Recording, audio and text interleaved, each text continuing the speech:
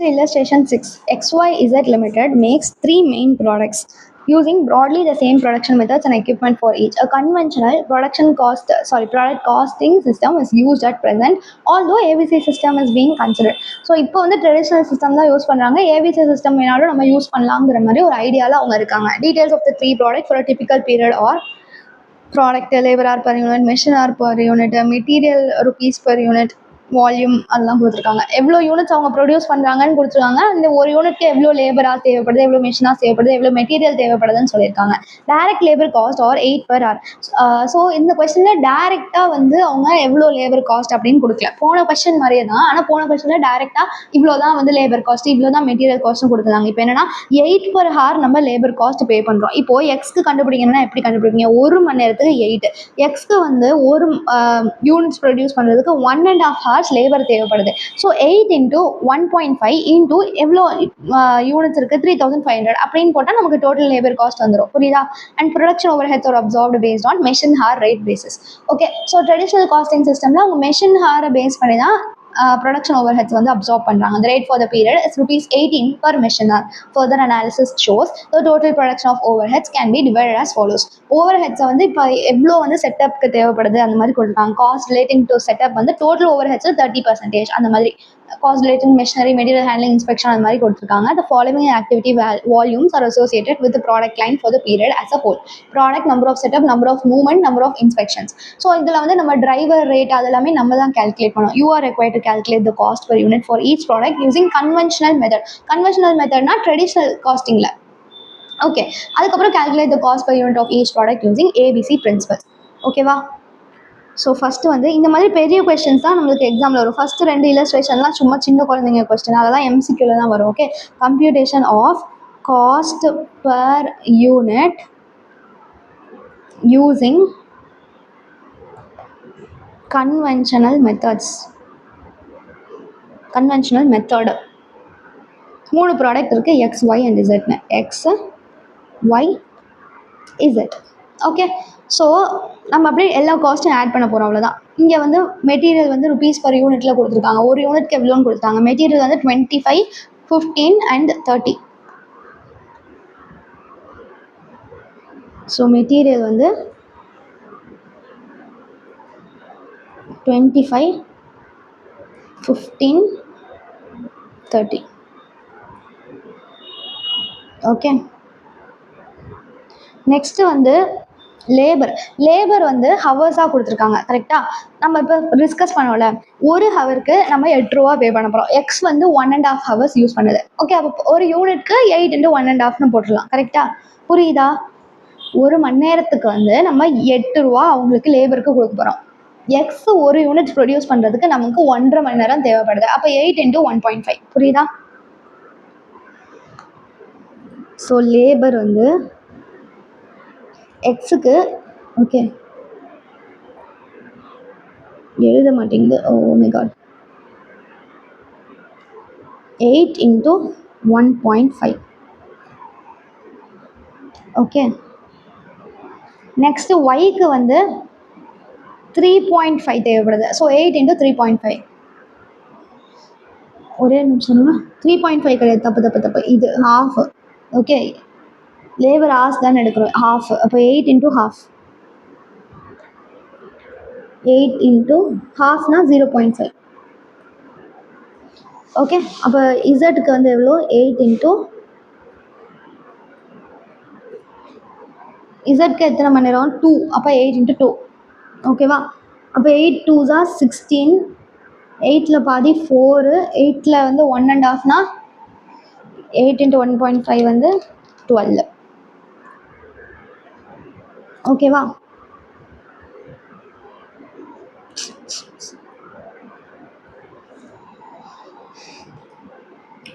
இப்போ ஓவர்ஹெட்ஸ் எங்கே இருக்குது? இந்த மெஷின் ஆரை பொறுத்து. The rate for the period is ₹18 per machine hour. Overheads are absorbed based on machine hour rate basis. So இந்த ரேட்டில் தான் ஓவர்ஹெட்ஸ் அப்சார்ப் பண்ணுறாங்க. ஒரு ஹவருக்கு 18 ரூபா. ஸோ 3.5 to 5 இருக்கா? அப்போ இன்டூ 18ன்னு போட போகிறோம், அவ்வளோதான். ஓவர்ஹெட்ஸ் வந்து 18 per hourன்னு போடணும். So 18 into 18 into 18 into 18 into machine hour வந்து எவ்வளோ? மெஷின் ஹார்ஸ் வந்து இங்கே இருக்குது பாருங்கள். Machine hours 3.5 2 and 5. அப்போ 3.5 2 5 3.5 2 5. ஸோ 18 into 3.5 வந்து 63, 2 வந்து 36, 5 வந்து 90 வருது. ஓகே 90. இப்போ இதெல்லாத்தையும் ஆட் பண்ணால் நமக்கு டோட்டல் காஸ்ட்டு தெரியும். டோட்டல் காஸ்ட் 25 + 12 + 63 வந்து 100. இங்கே வந்து 15 + 4 வந்து 19, 19 + 36 வந்து 55. நெக்ஸ்ட்டு வந்து 30 + 16னா 46, 46 + 40னா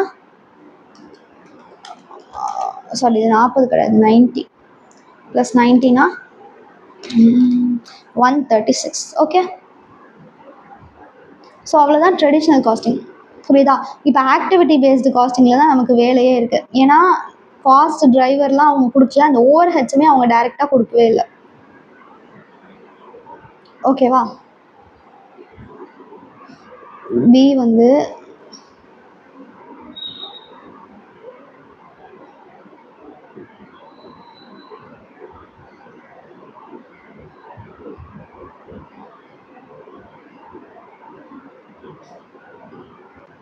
யூஸிங் ஏபிசி. ஏபிசினாலே ஆக்டிவிட்டி பேஸ்ட் காஸ்டிங் தான். ஸோ ஏபிசி காஸ்டிங்லாம் எழுத வேண்டாம், ஏபிசி மெத்தட், ஏபிசி பிரின்சிபல் அந்த மாதிரி எழுதிக்கலாம். ஓகேவா? இப்போ நம்ம எப்படி பண்ணுவோம்? Find all the activity, find the overheads of the activity, அப்படி தானே போடுவோம். கரெக்டாக? இப்போது என்னென்ன ஆக்டிவிட்டி இருக்குது அப்படின்னு ஃபஸ்ட்டு பாருங்கள். என்னென்ன ஆக்டிவிட்டி வந்து இருக்குது? செட்டப் ஆக்டிவிட்டி இருக்குது, அப்புறம் மெஷினரி, அப்புறம் மெட்டீரியல்ஸ் ஹேண்ட்லிங், இன்ஸ்பெக்ஷன், அப்புறம் டோட்டல் வந்துருச்சு. அவ்வளோதான். ஓகே இப்போ இத்தனை ஆக்டிவிட்டி இருக்குது. அது வந்து பர்சன்டேஜாக கொடுத்துருக்காங்க. என்ன percentage? Percentage based on what? Total production over ஹெட்டில் ஒரு பர்சன்டேஜ்னு கொடுத்துருக்காங்க. அப்போ டோட்டல் ஓவர் ஹெட் என்னங்கிறது நமக்கு ஃபர்ஸ்ட் ஆஃப் ஆல் தெரியணும்.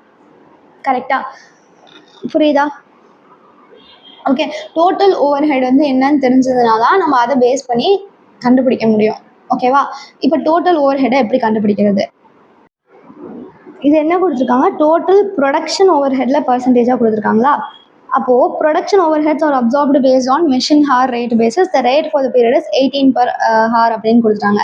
ஸோ நம்ம வந்து 18 per hour பேசிஸில் கேல்குலேட் பண்ணோம்னா நமக்கு டோட்டல் ப்ரொடக்ஷன் ஹார் கிடச்சிரும். அதில் வந்து நம்ம இந்த டிவிஷன் பண்ணிக்கணும், 30%, 25% அந்த மாதிரி. Okay so first of all நம்ம என்ன கண்டுபிடிக்கணும் இல்லைன்னா calculation of overheads போடணும். calculation of overheads. Okay first total production overheads எவ்வளோன்னு நமக்கு தெரியணும். ஏன்னா அதோடைய பர்சன்டேஜ் பேசிஸில் தான் கொஸ்டினில் கொடுத்துருக்காங்க. So total production overheads என்னது அப்படிங்கிறத கண்டுபிடிக்கணும். ஓகே அவங்க என்ன கொடுத்துருக்காங்க கொஸ்டினில்? 18 rupees per பேசிஸில் நம்ம போடுறோம்னு கொடுத்துருக்காங்க. கரெக்டாக? So 18 per machine hour. அப்போ டோட்டல் மெஷின் ஹார் எவ்வளோன்னு தெரியணும் இல்லையா? புரியுதா? ஸோ மெஷின் ஹார் வந்து இது பர் யூனிட்க்கு. அப்போ 3.5 into 3500, 2 into 2250, 5 into 6000 அப்படின்னு போட்டால் நமக்கு டோட்டல் மெஷின் ஹவர்ஸ் வந்துடும். அந்த டோட்டலை 18ஆல் நம்ம மல்டிபிள் பண்ணணும். புரியுதா? ஓகே புரியுதா? இங்கே எழுதுனது காணாம போயிடுச்சு. Is equal to total machine hours into 18. இப்போ டோட்டல் மெஷின் ஹவர்ஸ் நம்ம கால்குலேட் பண்ணணும். ஒரு யூனிட்டுக்கு எத்தனை ஹவர்னு கொடுத்துருக்காங்க. ஸோ 3.5 into 3500, 2 into 2250, 5 into 6000 அப்படின்னு போடணும். ஓகேவா? 3500 into 3.5, 3500 யூனிட்ஸ் ப்ரொடியூஸ் பண்ணுறாங்க. ஒரு யூனிட்க்கு நமக்கு 3.5 hours தேவைப்படுது. ஓகே நம்ம ஜஸ்ட்டு டோட்டல் மெஷின் ஹவர்ஸ் எவ்வளோன்னு கண்டுபிடிக்கணும். அவ்வளோதான். புரியுதா? I'm just telling you to understand how we will calculate the total production overhead. Okay, எப்படி calculate பண்ணணும்? Total machine hours 18ஆல மல்டிபிள் பண்ணணும். How you will calculate total machine hours?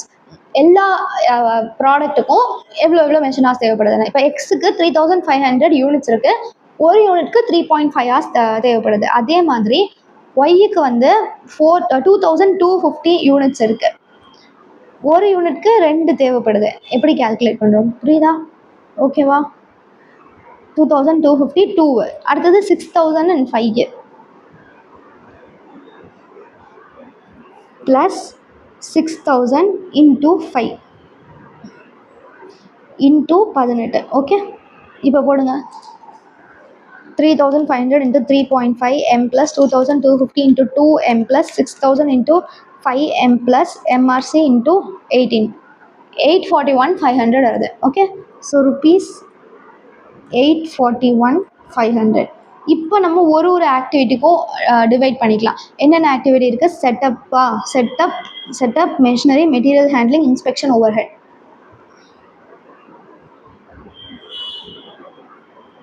Setup machinery, material handling,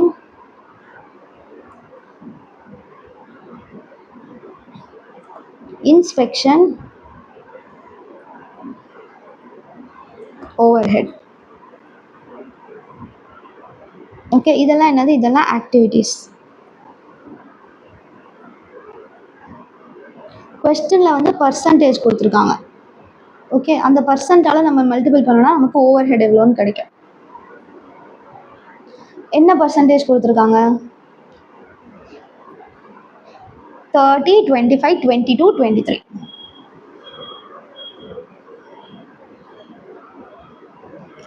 30, 25,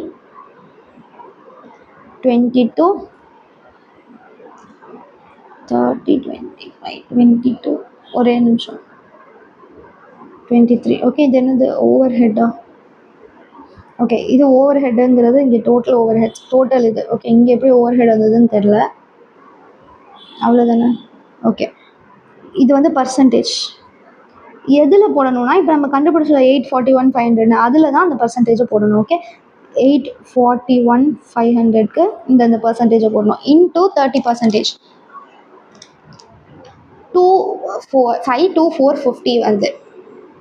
okay, so 252450.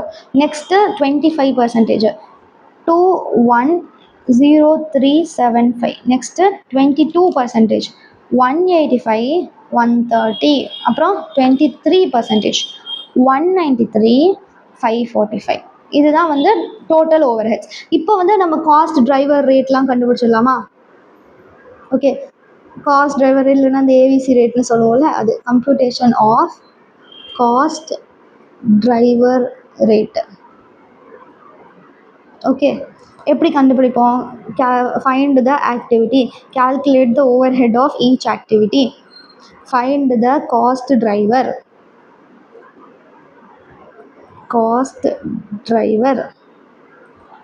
find cost driver உடைய units, cost டிரைவருடைய units, அதை divide பண்ணி find the cost driver rate. அப்படி தானே போடுவோம். Okay, நம்ம வந்து இப்போ இந்த ஓவர் ஹெட்டை இப்போ கண்டுபிடிச்சோம், அதை அப்படியே காப்பி பேஸ்ட் பண்ணிக்கலாம். இதெல்லாம் தான் ஆக்டிவிட்டி அண்ட் இதெல்லாம் தான் overheads.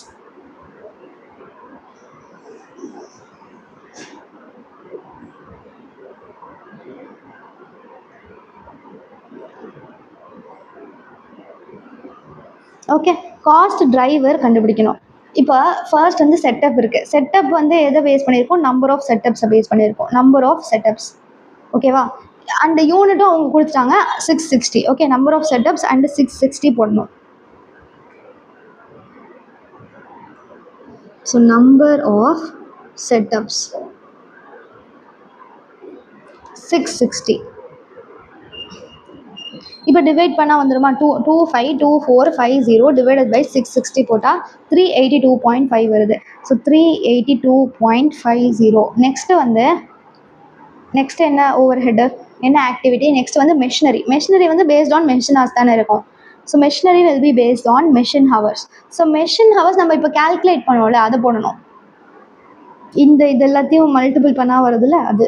Okay, machine hours எல்லாத்தையும் மல்டிபிள் பண்ணால் எவ்வளோ வந்துச்சு தெரியுமா, மறந்துட்டேன். இது எல்லாத்தையும் மல்டிபிள் பண்ணால் 3500 into 3.5m plus 2250 into 2m plus 6000 into 5m plus 46750 வருது. ஸோ 46750 தான் மெஷின் ஹவர்ஸ். ஓகே, 46750 இப்போ டிவைட் பண்ணி போடுங்க. 210375 டிவைடட் பை 46750 போட்டால் 4.4999 அப்படி போகுது. எனக்கு 4.5, ஏன்னா நான் வந்து டிவைட் ஈக்குவல் டுன்னு போட்டேன். ஆல்ரெடி என்னோட கேல்குலேட்டரில் 46750 இருந்ததா, அப்போ அதை வந்து டிவைட் ஈக்குவல் டுன்னு போட்டு இன்டூ 210375 அப்படின்னு நான் போட்டேன். அதனால எனக்கு பாயிண்ட்ல வந்தது. ஸோ உங்களுக்கு டேரெக்டாக டிவைட் பண்ணால் 4.5 வந்துடும் அப்படின்னு நினைக்கிறேன். மெட்டீரியல் ஹேண்ட்லிங் வந்து based on number of materials handled. Okay, எங்கே இருக்குது, நம்பர் ஆஃப் மெட்டீரியல் மூவ்மெண்ட்ஸும் கொடுத்துருக்காங்க. அப்போ அதுதான் number of movement of material 120.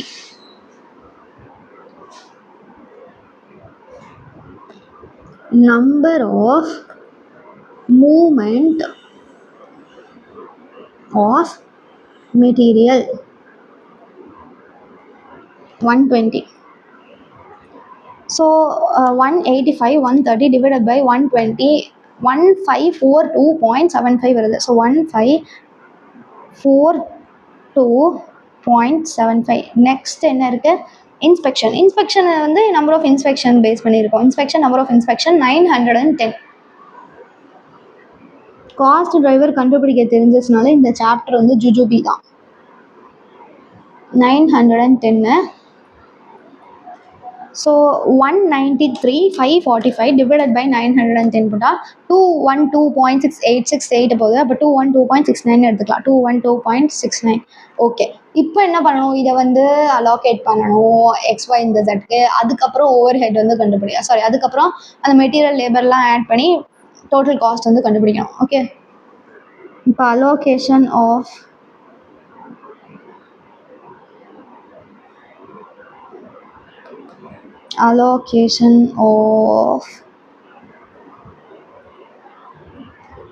overheads.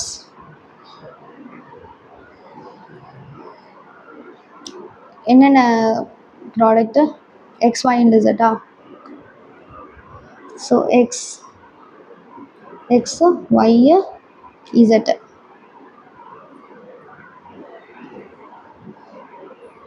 Okay, so setup cost, machinery cost, setup இன்னும் எழுதவே முடியும். செட்டப் மெஷினரி, அதுக்கப்புறம் material handling inspection, material handling inspection. Per யூனிட்க்கு நம்ம எவ்வளோ கண்டுபிடிச்சோம்,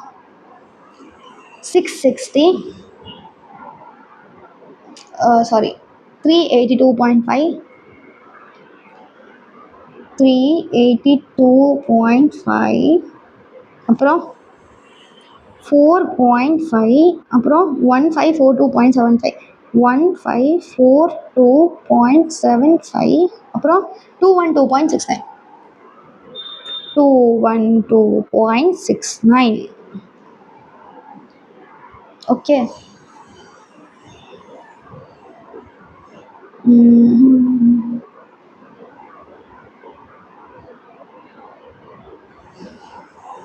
ஓகே. இப்போ செட்டப் வந்து 65 110 அப்புறம் 485, 65 110 485.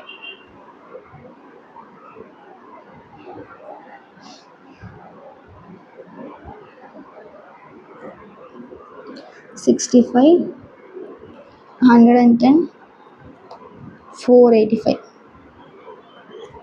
அதுக்கப்புறம் இது என்னது நெக்ஸ்ட் வந்து அப்படியே மாயமாக போயிடுது. மிஷினரி காஸ்ட் வந்து நம்பர் ஆஃப் மெஷின் ஹார்ஸை பொறுத்து இருக்கும் இல்லையா. So number of machine hours நம்ம இங்கே போட்டோம்ல 3500 into 3.5 எவ்வளோ வருது? 12,250. ஸோ மெஷின் ஹார்ஸ் வந்து இதுக்கு 12,250. எப்படி போடுறோன்னு புரியுதா? ஓகே, நெக்ஸ்ட்டு வந்து 2,250 into 2 4,500. அப்புறம் 6,000 into 5 30,000. 4,500 30,000 வருது. ஸோ 4,500 அப்புறம் 30,000.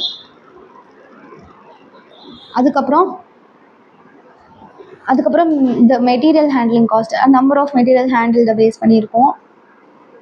Number of movement of material 15, 26, 79.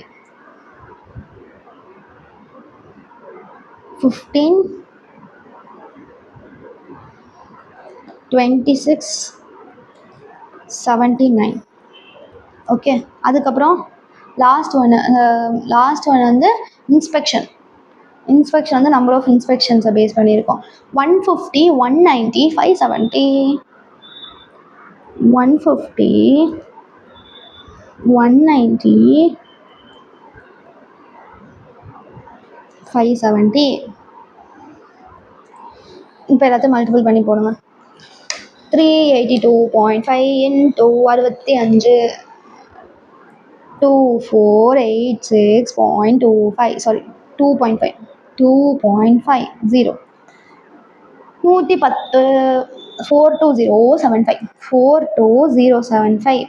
அப்புறம் இங்கே என்னது 485 1855 நெக்ஸ்ட்டு 4.5 இன்ட்டு 12,250 55,125. அப்புறம் 4,500 20,250. அப்புறம் 30,000 1,35,000. Next we have 1542.75 into 15 2,31,000 sorry 23,141.25. then 26 40,111.5. next 79 121,877.25. அதுக்கப்புறம் 212.69 into 150 31,903.5 190 40,411.1. Okay, next we have 570 12,1233.3. இதெல்லாத்தையும் ஆட் பண்ணணும்.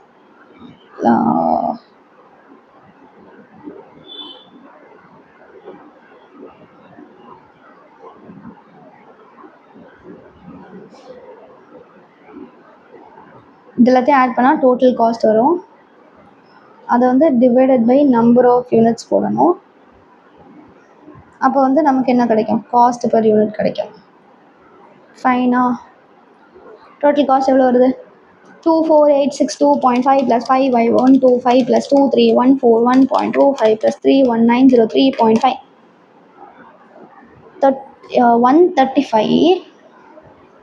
135,032. okay, 135,032.25. நம்பர் ஆஃப் யூனிட்ஸ் வந்து என்னது? நம்பர் ஆஃப் யூனிட்ஸ் எங்கே இருக்குது நம்பர் ஆஃப் யூனிட்ஸ் 3,500 2,250 6,000. 3,500 2,250 6,000. இப்போ டிவைட் பண்ணி போடுங்க.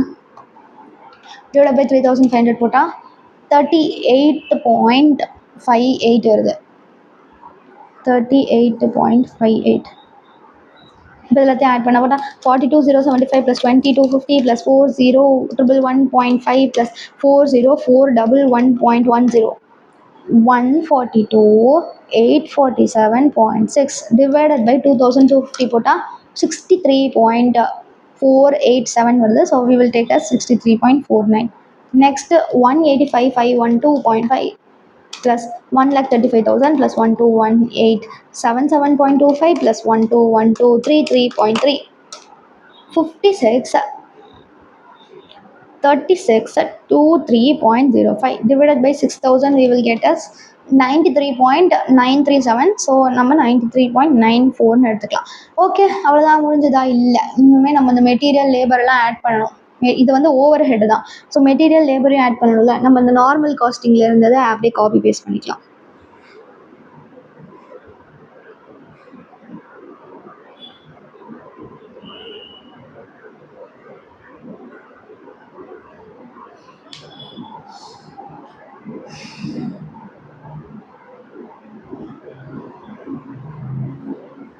இல்லை, ஓவர் ஹெட் மட்டும்தான் மாறும், மீதெல்லாம் அதே தான் வரும்.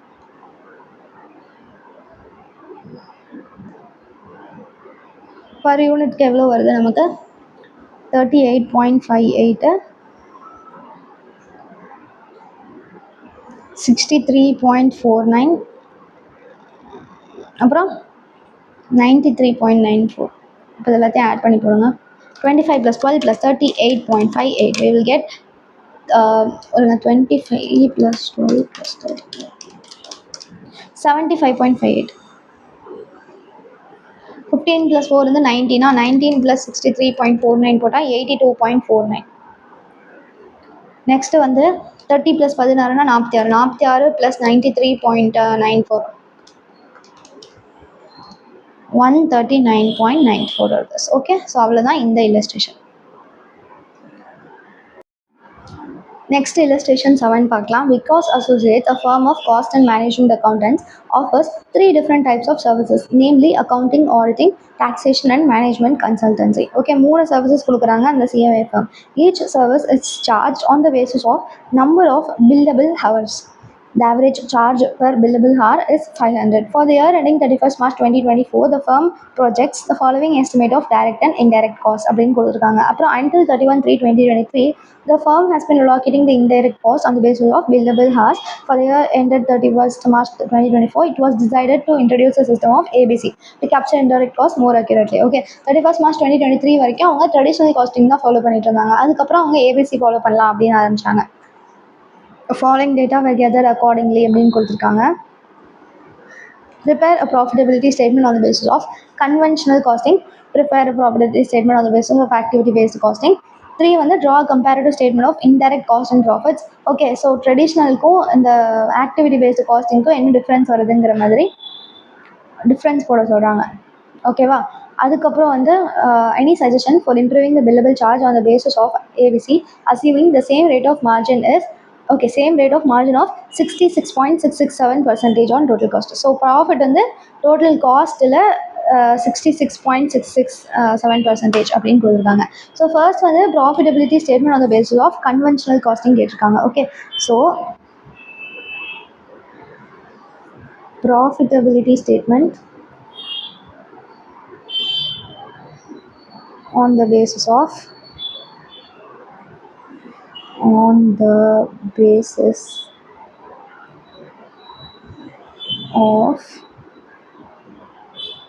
conventional costing. Conventional costing na traditional costing.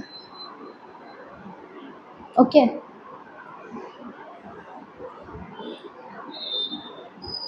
So என்னெல்லாம் இருக்குது? Particulars, accounting and auditing, taxation, management consultancy. Okay, so particulars accounting and auditing. Accounting and ஆடிட்டிங்கிறது ஒரு சர்வீஸ் அவங்க ப்ரொவைட் பண்ணுறாங்க. அதுக்கப்புறம் டாக்ஸேஷன் சர்வீஸ் ப்ரொவைட் பண்ணுறாங்க. அப்புறம் management consultancy.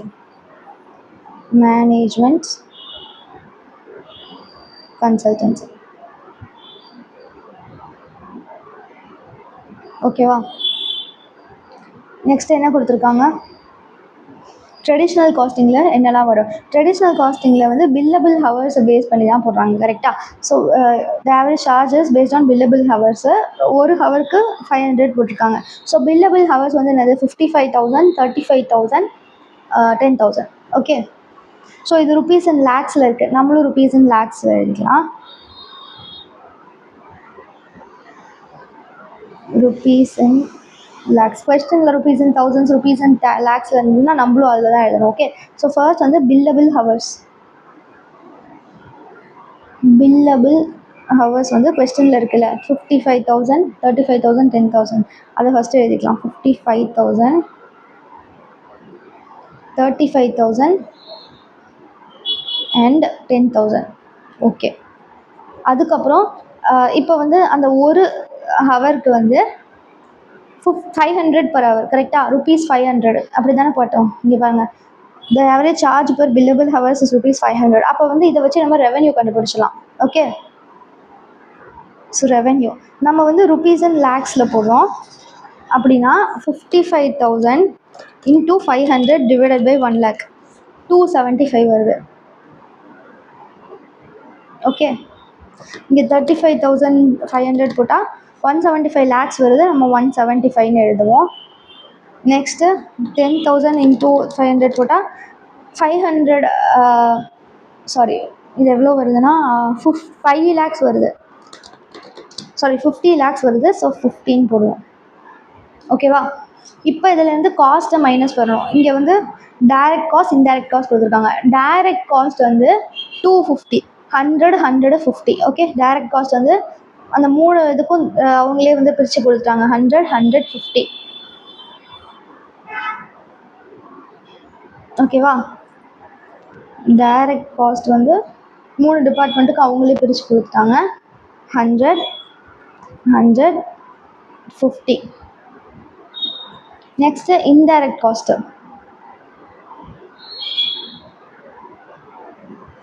Indirect cost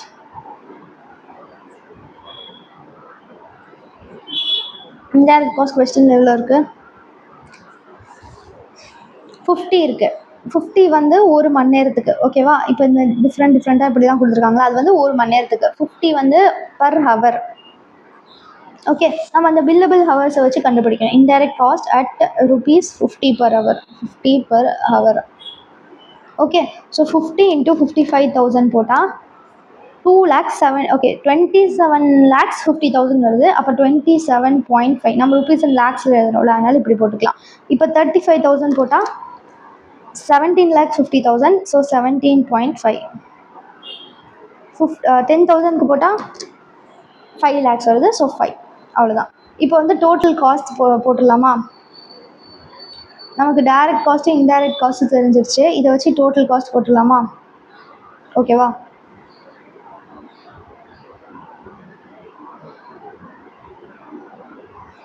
okay, total cost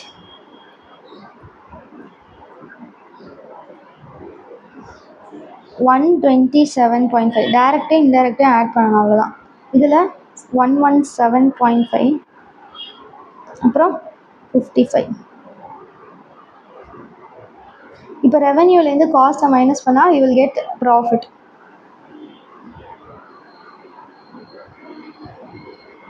okay, இப்போ ப்ராஃபிட் வந்துடும். ப்ராஃபிட் எப்படி போடுறோம்? Revenue minus cost. இங்கே இருக்குல்ல 275 மைனஸ் 127.5 வந்து 147.5. இது வேணால் கொஞ்சம் கீழே இருக்கு. 2 ரொம்ப கேவலமாக இருக்குது பார்க்கவே. 275.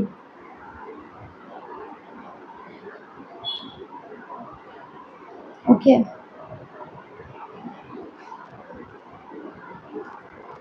147.5 வருது first profit. Auditing, accounting and ஆடிட்டிங்க்கு 147.50. நெக்ஸ்ட்டு 175 மைனஸ் 117.5 போட்டால் 57.5 வருது. அப்புறம் 50 மைனஸ் 55னா -5, நெகட்டிவ், லாஸாக வருது. ஓகே, ஸோ அவ்வளோதான் வந்து இந்த நார்மல் இது ட்ரெடிஷ்னல் காஸ்டிங்கோடது. ஓகேவா? புரியுதா? ஈஸியாக. இப்போ நெக்ஸ்ட்டு ஏபிசி காஸ்டிங். நம்ம அந்த காஸ்ட் டிரைவர்லாம் கண்டுபிடிச்சி எல்லாத்தையும் பண்ணணும். ஓகே, ஹெட்டிங்கை காப்பி பண்ணிக்கிறேன்.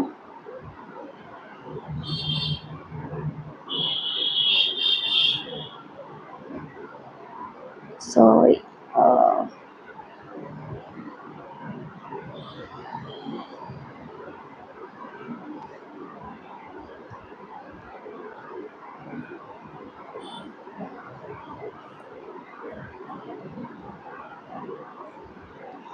on the basis of activity based costing. ஓகேவா? இப்போ ஃபஸ்ட்டு நம்ம காஸ்ட் டிரைவர் ரேட் வந்து கண்டுபிடிப்போம். Okay, cost computation of cost driver rate அப்படி போட்டுக்கோங்க, இல்லைனா ஜஸ்ட் காஸ்ட் டிரைவர் ரேட்னு ஹெட்டிங் போட்டுக்கோங்க. ஃபஸ்ட்டு வந்து என்னென்ன ஆக்டிவிட்டீஸ் இருக்குதுன்னு எழுதுவோம். கரெக்டாக? ஆக்டிவிட்டீஸ், அப்புறம் overhead of each activity, அதுக்கப்புறம் காஸ்ட் டிரைவர், அதுக்கப்புறம் யூனிட்ஸ் ஆஃப் காஸ்ட் டிரைவர், இல்லைனா காஸ்ட் டிரைவர் யூனிட்ஸ்னு சொல்லலாம், யூனிட்ஸ் ஆஃப் காஸ்ட் டிரைவர். அதுக்கப்புறம் என்ன பண்ணணும்? காஸ்ட் டிரைவர் ரேட் டிவைட் பண்ணி காஸ்ட் டிரைவர் ரேட் வந்து கண்டுபிடிப்போம். கரெக்டாக? இப்போ என்னென்ன ஆக்டிவிட்டிலாம் இருக்குதுன்னு பார்க்கலாம். இங்கே இருக்குல்ல, இன்டைரக்ட் காஸ்ட், அதெல்லாம் தான் activity. Planning and review, computer processing, professional salary, books and seminar, periodical, அதெல்லாம். ஓகே, புக்ஸ் செமினார் பீரியாடிக்கல் வராது. புக்ஸு செமினார் பீரியாடிக்கல்ங்கிறது அவங்க வாங்குறது, அது பண்ணுற ஒரு ஆக்டிவிட்டி கிடையாது. ஸோ ப்ரோக்ராமிங் காஸ்ட் வரும், பில்டிங் காஸ்ட் வரும், அட்மினிஸ்ட்ரேஷன் காஸ்ட் வரும். ஓகேவா? Planning and review, computer processing,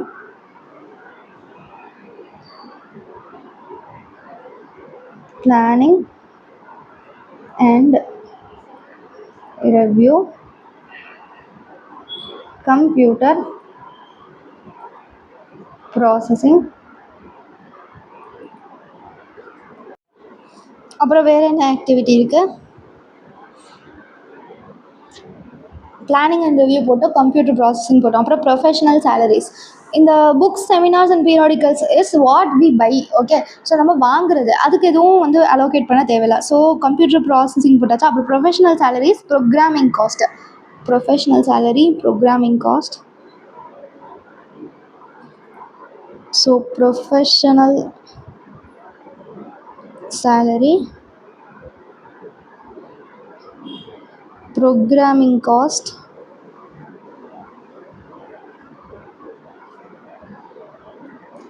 அப்புறம் வேறு என்ன இருக்குது? கொஸ்டினில் வேறு என்ன இருக்குது?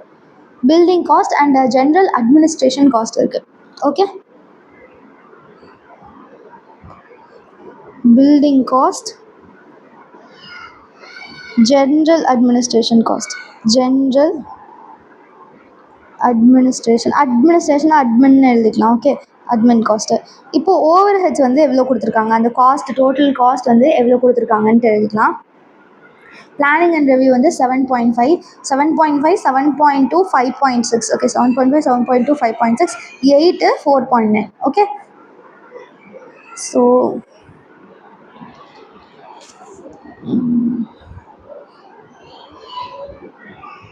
அப்பப்போ நான் எழுதுறது மாயமாயிருது.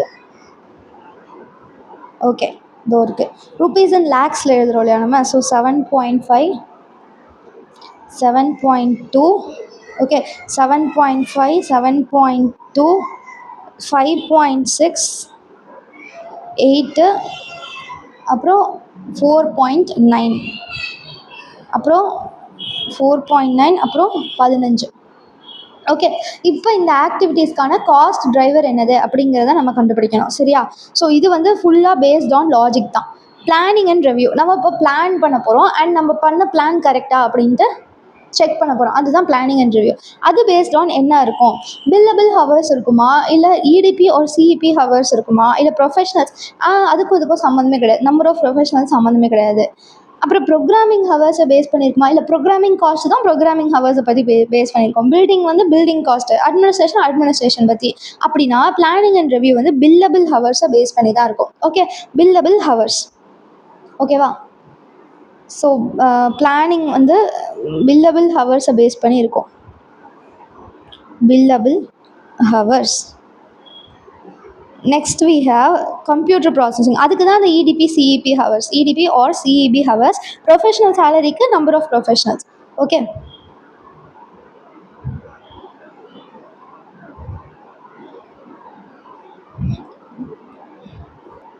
இப்போ நான் எழுதுனது எனக்கு எதுவுமே தெரியவே இல்லை. இந்த இடத்துல பார்த்தா லேக் ஆகிட்டே இருக்குது ரொம்ப. பில்லபிள் ஹவர்ஸ் இது வந்து EDP ஆர் சிஇபி ஹவர்ஸ். ப்ரொஃபஷ்னலுடைய சேலரி வந்து ப்ரொஃபஷ்னல் நம்பர்ஸை பற்றி, நம்பர் ஆஃப் ப்ரொஃபஷ்னல்ஸ்னு இருக்குது. ப்ரொஃபஷ்னல் போட்டு ப்ராக்கெட்டில் நம்பர்ஸ்னு கொடுத்துருக்காங்க கொஸ்டினில், நம்மளும் அப்படியே எழுதிக்கலாம். ஃபைன். நெக்ஸ்ட்டு ப்ரோக்ராமிங் காஸ்ட் வந்து ப்ரோக்ராமிங் ஹவர்ஸ்னு ஏதோ இருந்ததில் அதை பேஸ் பண்ணியிருக்கோம். பில்டிங் வந்து பில்டிங் ஸ்கொயர் ஃபீட்டு பேஸ் பண்ணியிருக்கோம். பில்டிங் ஸ்கொயர் ஃபீட்டை பேஸ் பண்ணியிருக்கோம். அட்மினிஸ்ட்ரேஷன் நம்பர் ஆஃப் கிளைண்ட்ஸை பேஸ் பண்ணி அட்மினிஸ்ட்ரேஷன் இருக்கும். ஓகேவா? ஸோ ப்ரோக்ராமிங் காஸ்ட் வந்து ப்ரோக்ராமிங் ஹவர்ஸை பேஸ் பண்ணியிருக்கோம்.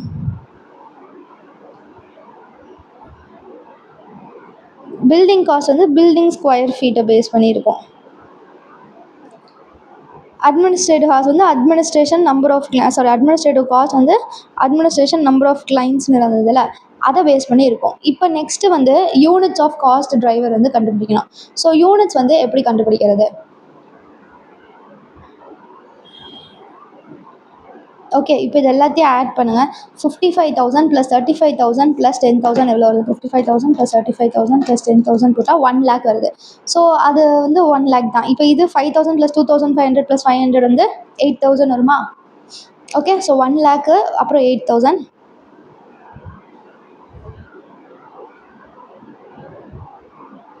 ஸோ 1 lakh, இது வந்து 8,000. இதை வச்சு காஸ்ட் டிரைவர் ரேட் இது ரெண்டுத்துக்கும் கண்டுபிடிச்சிடலாமா? ஓவர் ஹெட்ஸ் வந்து 7.5.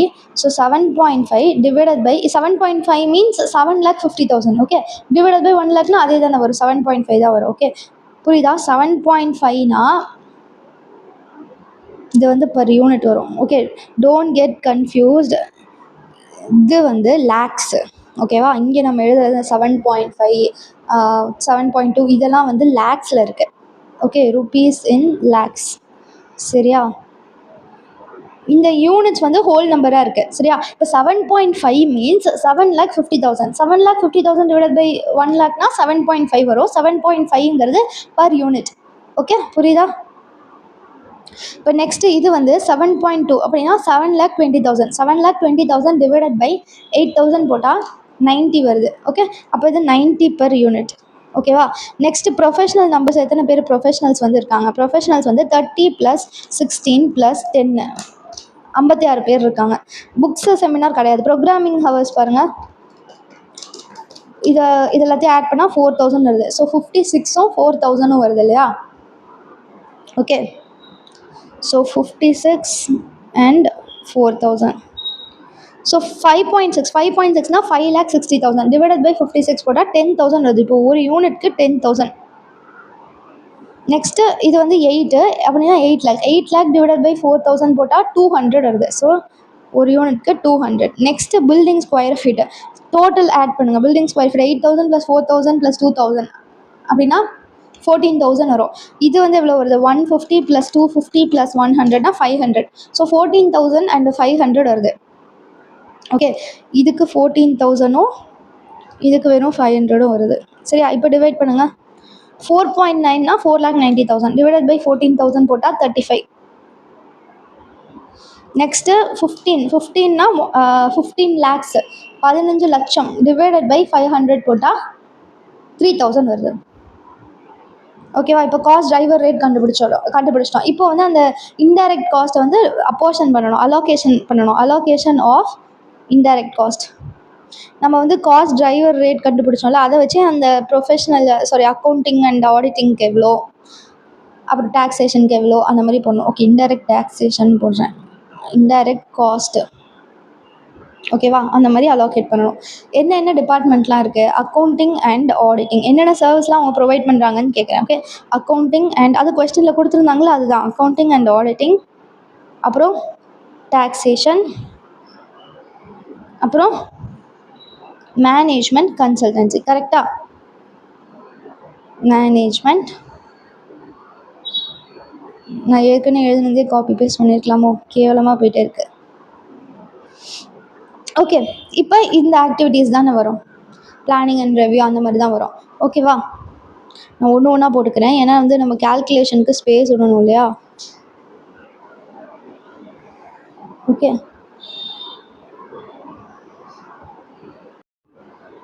அதுக்கப்புறம் கம்ப்யூட்டர் ப்ராசஸிங் இருக்குது.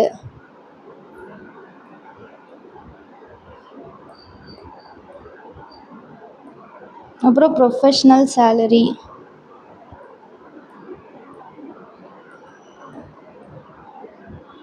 அப்புறம் ப்ரோக்ராமிங் காஸ்ட்,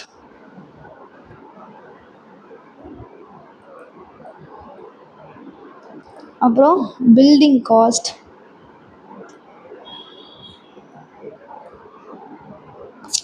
அது வரவே மாட்டேங்குது. ஓகே,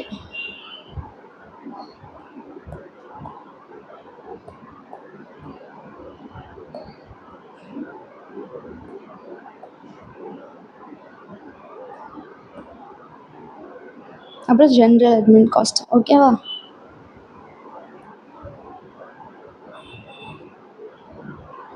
ஸோ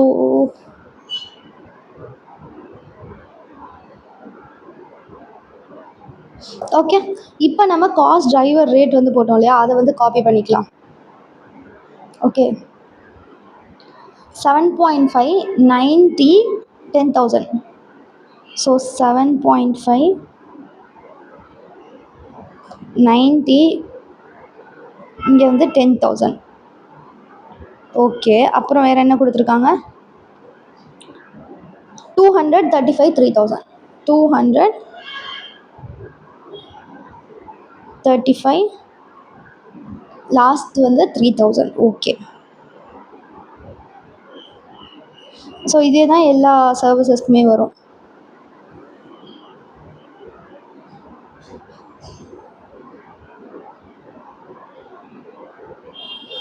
ஓகே, இப்போ பிளானிங் அண்ட் ரிவ்யூ எதை பேஸ் பண்ணி போடுறோம்? பில்லபிள் ஹவர்ஸை பேஸ் பண்ணி போடுறோம். அப்போ பில்லபிள் ஹவர்ஸ் வந்து என்ன இருக்குது? 55,000 35,000 10,000. ஸோ 55,000 35,000 10,000 போட்டுக்கலாம். 55,000 35,000 10,000. நெக்ஸ்ட்டு வந்து computer processing. So computer processing வந்து அந்த இடிபி சிஇபி நம்பரை ஹவர்ஸை பேஸ் பண்ணியிருக்கு. 5,000 2,500 500.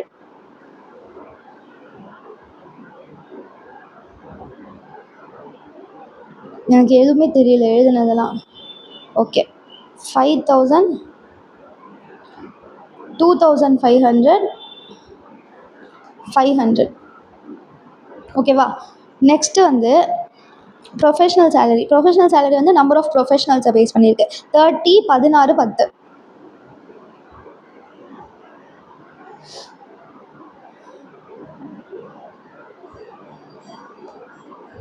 30 16 10. நெக்ஸ்ட் ப்ரோக்ராமிங் காஸ்ட் வந்து அந்த ப்ரோக்ராமிங் ஹவர்ஸை பேஸ் பண்ணியிருக்குமா? 1,250 500 2,250. Okay, so 1,250 500 2,250. ஓகே,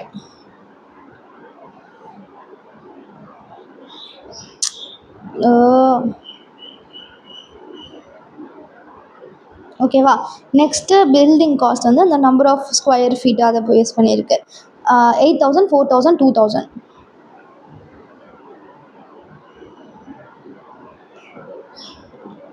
8,000 4,000 2,000. ஸோ லாஸ்ட்டாக வந்து அட்மினிஸ்ட்ரேஷன் காஸ்ட் வந்து நம்பர் ஆஃப் கிளைண்ட்டை பேஸ் பண்ணியிருக்கு. நம்பர் ஆஃப் கிளைண்ட் வந்து 150 250 100.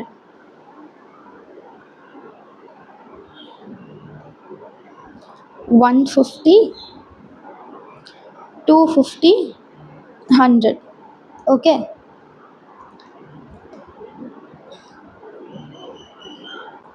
இப்போ மல்டிபிள் பண்ணி போட்டுடலாமா? ஃபர்ஸ்ட் வந்து 7.5 7.5 இன்ட்டு 55,000 வந்து எவ்வளோ வருது? 4,12,500. 4,12,500. நெக்ஸ்ட்டு வந்து 35,000 262,500. நெக்ஸ்ட்டு வந்து 10,000. ஸோ 75,000 வருது. ஓகே, இப்போ நெக்ஸ்ட்டு போகலாம்.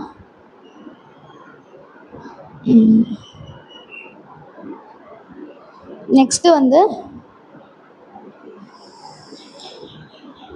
90 இன்ட்டு 5,000. 4,50,000 வருது. ஸோ 4,50,000.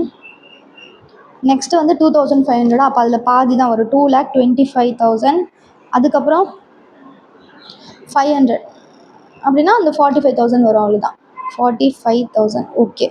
இப்போ நெக்ஸ்ட்டு வந்து 1,000 இன்ட்டு 30னா 30,000. சாரி, 3,00,000. 1,000 இன்ட்டு 16னா 16,00,000. 1,60,000. அப்புறம் 1,00,000 வரும். ஓகேவா? நெக்ஸ்ட்டு வந்து 200 இன்ட்டு 1,250 போட்டால் 2,50,000 வருது. ஸோ 2,50,000. இங்கே வந்து என்னது 500னா 1,00,000 வரும். அப்புறம் 2,250னா 4,50,000 வருது. 4,50,000. ஓகே. இப்போ நெக்ஸ்ட்டு வந்து 35 இன்ட்டு 8,000 வந்து 2,80,000 வருது. அப்புறம் 4,000னா 1,40,000. அப்புறம் 2,000 70,000 வருது. ஓகேவா? நெக்ஸ்ட்டு வந்து 3,000 இன்ட்டு 150 போட்டால் 4,50,000 வருது. இது வந்து 250 போட்டால் 7,50,000 வருது. அப்புறம் 100னா 3,00,000 வரும், அவ்வளோதான். ஓகேவா? இப்போ எல்லாத்தையும் ஆட் பண்ணணும். இந்த எல்லாத்தையும் ஆட் பண்ணால் நமக்கு டோட்டல் இன்டைரக்ட் காஸ்ட் கிடைக்கும். ஓகே.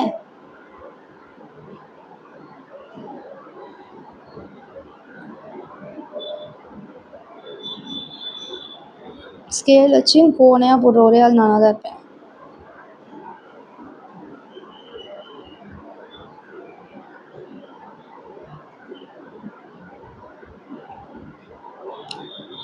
டோட்டல் இன்டைரக்ட் காஸ்ட் வரும். கரெக்டா?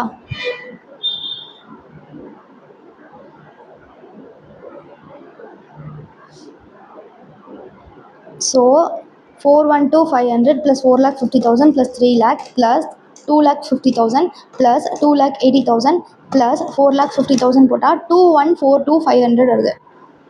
கரெக்டா? என்னங்க 4,12,500 + 4,50,000 + 3,00,000 ப்ளஸ்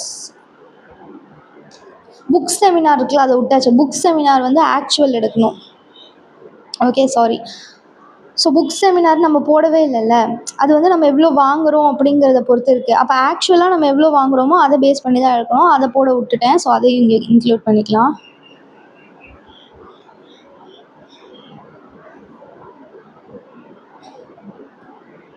புக்ஸு செமினார் வந்து கொஸ்டினில் கொடுத்துருக்காங்க, புக் செமினார் பீரியாடிக்கல் அப்படின்ட்டு. அதுக்கு வந்து நம்ம எந்த அலோகேஷனுமே போடலை. ஸோ நம்ம ஆக்சுவலாக எவ்வளோ செலவு பண்ணுமோ அதை போடணும். புக்ஸு செமினார்ஸ் பீரியாடிக்கல்ஸ் ஆக்சுவலை போடணும். ஓகே. ஆக்சுவல் வந்து கொஸ்டினில் எவ்வளோ வருது?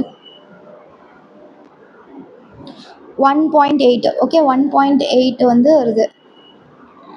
இங்கே இருக்குது 57,500 62,500 60,000.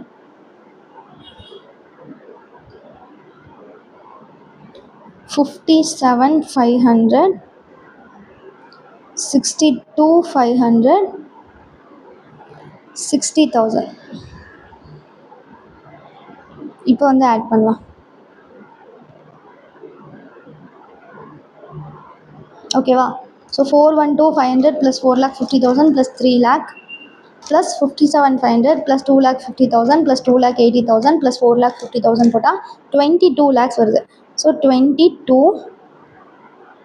lakhs. ஓகேவா?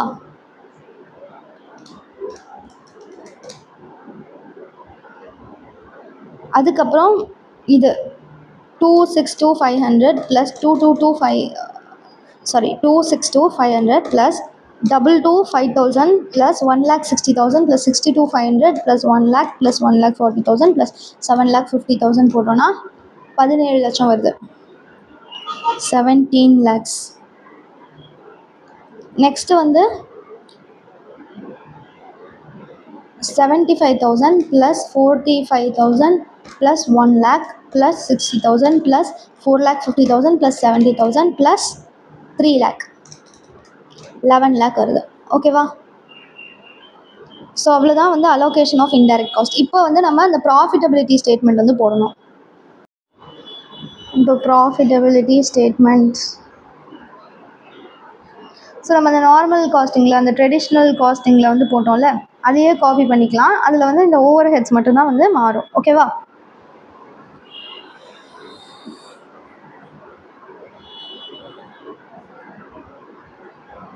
இதே தான் வரும், ருபீஸ் அண்ட் லேக்ஸ் தான் வரும். இன்டைரக்ட் காஸ்ட் இருக்குல்ல, அது மட்டும்தான் மாறும். ஓகே,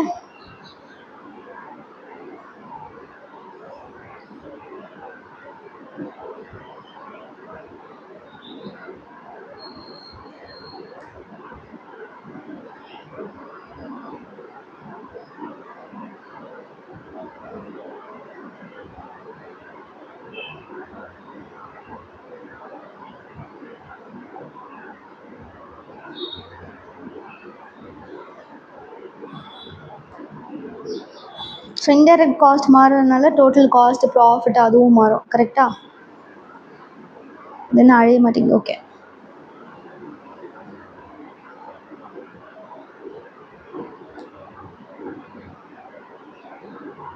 இப்போ இன்டைரக்ட் காஸ்ட் வந்து நமக்கு ருபீஸ் அண்ட் லேக்ஸில் எழுதணும் இல்லையா? ஸோ 22 lakhs வந்திருக்கு ஃபர்ஸ்ட் அக்கௌண்டிங் அண்ட் ஆடிட்டிங்க்கு. அதை வந்து நம்ம 22ன்னு எழுதுவோம். Okay,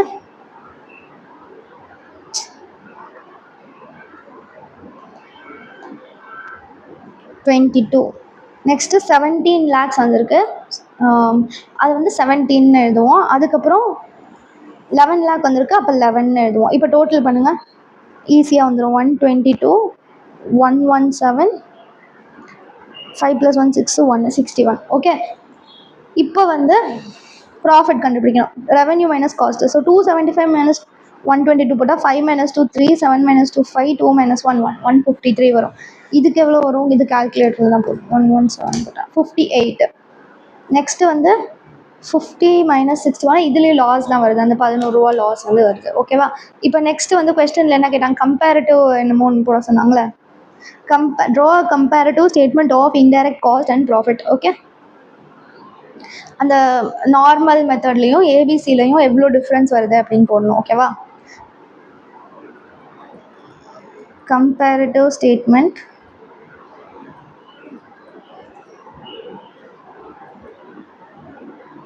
of indirect cost and profits. Okay, இப்போ டிஃப்ரெண்ட் டிபார்ட்மெண்ட் இருக்குல்ல, அந்த எல்லாத்தையும் எழுதிட்டு அதில் வந்து நம்ம ட்ரெடிஷ்னல் காஸ்டிங்கில் எவ்வளோ, ட்ரெடிஷ்னல் இல்லைன்னா கன்வென்ஷனல்னு சொல்கிறாங்க. ஸோ கன்வென்ஷனலில் எவ்வளோ அண்ட் இதில் எவ்வளோன்னு போடணும், ஏபிசியில் எவ்வளோ அப்படின்ட்டு. ஓகேவா?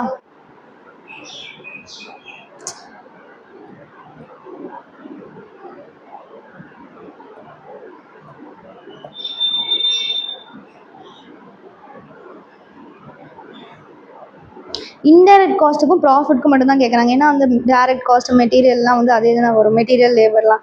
அதனால இன்டைரக்ட் காஸ்ட்டுக்கும் ப்ராஃபிட்க்கும் மட்டும் தான் கேட்குறாங்க. ஸோ இன்டைரக்ட் காஸ்ட் வந்து கன்வென்ஷனல், கொஸ்டினில் யூஸ் பண்ணுற வேர்டு வந்து கன்வென்ஷனல். ஸோ நம்மளும் கன்வென்ஷனல்னு போடுவோம். சப்போஸ் கொஸ்டினில் ஏபிசி ட்ரெடிஷ்னல்னு சொல்லியிருந்தாங்கன்னா நம்மளும் ட்ரெடிஷ்னல் போடுவோம். இப்போ டிஃப்ரென்ஸ் எழுதணும்.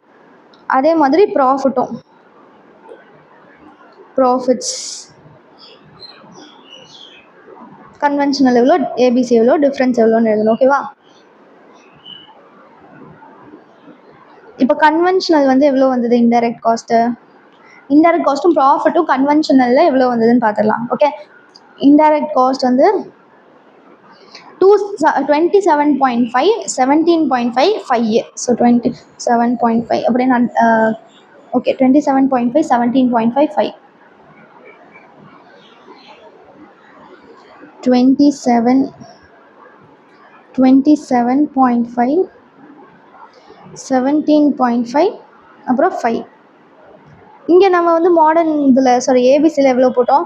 இன்டைரக்ட் காஸ்ட் வந்து 22, 17 கம்மியாக வந்திருக்கு இல்லையா? 22, 17, அப்புறம் 11. 27.5 - 22னா 5.5 வரும். 17.5 minus 17 0. இது வந்து ருபீஸ் இன் லேக்ஸில் போடுறோம் நம்ம. ஓகே, அப்போ இங்கே என்ன வரும், இங்கே வந்து -6 வரும். ஓகேவா? இப்போ வந்து ப்ராஃபிட்ஸ் வந்து இங்கே எவ்வளோ வந்தது, நம்ம ஃபஸ்ட்டு இங்கே மேலேயே இருக்கிறதுனால இதை ஃபஸ்ட்டு எழுதிடலாம். 153, 58, அது -11 தான் வந்தது. ஓகே, இப்போ ட்ரெடிஷ்னல் காஸ்டிங்கில் போய் பாருங்கள், வந்து கன்வென்ஷனல் காஸ்டிங்கில்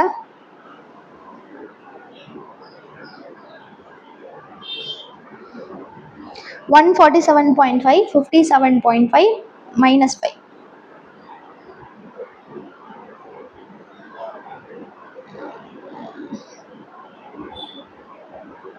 147.5, 57.5, -5. ஓகேவா? இப்போ அதுக்கு டிஃப்ரென்ஸ் போடணும். 153 minus 147.5 இப்போ நெகட்டிவாக வருது. ஏபிசியில் அதிகமாக வருது ப்ராஃபிட். ஓகேவா? ஸோ 5.50. இங்கே வந்து 1.5 வரும். கரெக்டா? சாரி, 0.5 தான் வரும். இதுக்குள்ள டிஃப்ரென்ஸ்னால் 0.5 தான் வரும். இங்கே வந்து 6 வரும். இப்போ பாருங்கள், இதுக்கு ஆப்போசிட்டாக இப்படி வருது பாருங்களேன். இங்கே வந்து +5.5 வந்தது, இங்கே -5.5 வருது. இங்கே ப்ளஸில் 0.5 வந்தது, இங்கே மைனஸில் 0.5 வருது. அங்கே இங்கே வந்து -6 வந்து இங்கே +6 வருது. ஓகேவா? ஸோ அவ்வளோதான் வந்து இந்த தேர்ட் ஒன். நெக்ஸ்ட் வந்து என்னமோ கேட்டிருக்காங்க, any suggestion for improving the billable charge on the basis of ABC assuming that same rate of margin of 66.7 on total cost. So ஏதாவது இம்ப்ரூவ்மெண்ட் வந்து பண்ணலாமா அப்படின்னு கேட்குறாங்க. ஸோ நம்ம வந்து ட்ரெடிஷ்னலுக்கும் கன்வென்ஷனலுக்கும் டிஃப்ரென்ஸ் வந்து கண்டுபிடிச்சோம்ல, அதை பேஸ் பண்ணி நம்ம வந்து சேஞ்சஸ் பண்ணலாமா அப்படின்னு பார்க்கணும். ஓகேவா? இப்போது இந்த ஃபோர்த் ஒனில் சிம்பிள் வேர்ட்ஸில் சொல்லணும்னா என்ன சொல்கிறாங்கன்னா, ஏபிசி தான் வந்து கரெக்டாக சொல்லுதுன்னு வச்சுக்கோங்க. ஓகே, ஏபிசி தான் ஆக்சுவல் காஸ்ட்டு சொல்லுது அப்படின்னு வச்சுக்கோங்க. நம்ம ஒரு பில்லபிள் ஹவருக்கு எவ்வளோ சார்ஜ் பண்ணணும், ஸோ தட் ப்ராஃபிட் வந்து 66.7% ஆஃப் காஸ்ட்டாக இருக்குது அப்படின்னு கேட்குறாங்க. புரியுதா? How much we should charge per billable hour so that our profit is 66.67% of cost அப்படி தான் கேட்குறாங்க. புரியுதா? எவ்வளோ வந்து நம்ம சார்ஜ் பண்ணணும், ஸோ தட் நம்மளுடைய ப்ராஃபிட் வந்து 66.67% ஆஃப் காஸ்ட் இருக்குது, அவ்வளோதான். ஓகே, இப்போது direct cost per billable hour கண்டுபிடிக்கணும். ஓகேவா? ஸோ டைரக்ட் காஸ்ட் வந்து எடுத்துகிட்டு அது வந்து ஒரு ஹவருக்கு எத்தனைன்னு கண்டுபிடிக்கணும். ஸோ நமக்கு தெரியும் டைரக்ட் காஸ்ட் வந்து இந்த அக்கௌண்டிங் அண்ட் ஆடிட்டிங்க்கு 100ன்னு வந்தது இல்லையா, அங்கே இருக்குது பாருங்கள் 100 அப்படின்ட்டு. இந்த 100 வந்து டோட்டல். அப்போ இந்த பர் பில்லபிள் ஹவருக்கு அப்போ இந்த 55,000க்கு எவ்வளோ, 100 டிவைடட் பை 55,000 அப்படின்னு போடுவீங்க. ஓகேவா? 181 பாயிண்ட் சம்திங் அந்த மாதிரி வரும். அதே மாதிரி ஒன்றுக்கும் கண்டுபிடிக்கணும். ஓகே, அதுக்கப்புறம் ஏபிசியில் இருக்கிற இன்டைரக்ட் காஸ்ட் எடுக்கணும், அது பர் ஹவருக்கு கண்டுபிடிக்கணும். ஓகேவா? இப்போ வந்து டோட்டல் காஸ்ட் எடுக்கணும், அந்த டோட்டல் காஸ்ட்டுக்கு இந்த 66.67% ஆட் பண்ணணும், அவ்வளோதான்.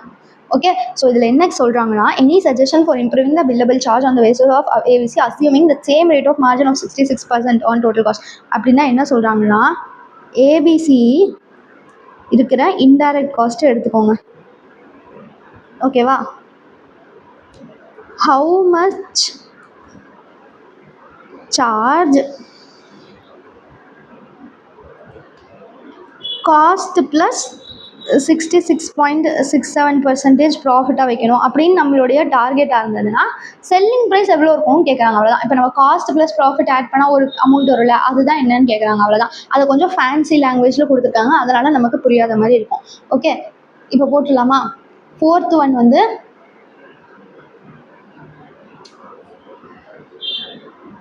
நீங்கள் எழுதுனதெல்லாம் காண போயிடுது. Okay,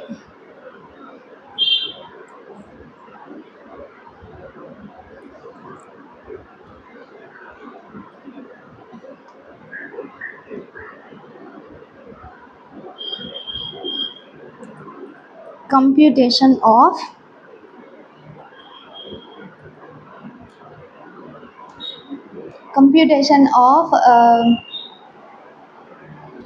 amount to be charged ன்னு சொல்லலாம். to be charged per billable hour அப்படின்னு சொல்லலாம். ஓகே, இப்போ அந்த 3 டிபார்ட்மெண்ட் இருக்கு இல்லையா, அதை எடுத்துக்கலாம்.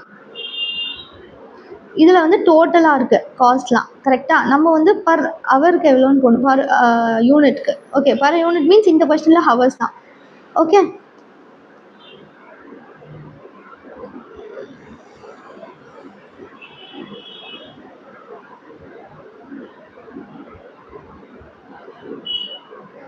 ஸோ டிபார்ட்மெண்ட்லாம் எழுதிட்டோம். இப்போ வந்து டைரக்ட் காஸ்ட் இருக்கு இல்லையா, அது வந்து நம்ம எல்லாமே பர் யூனிட்க்கு போடணும். So direct cost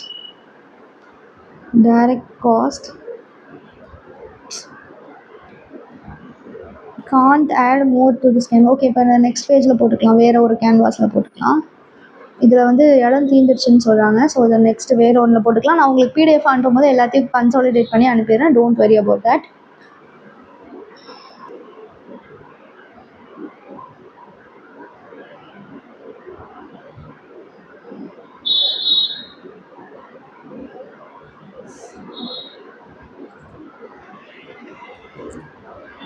so fourth one வந்து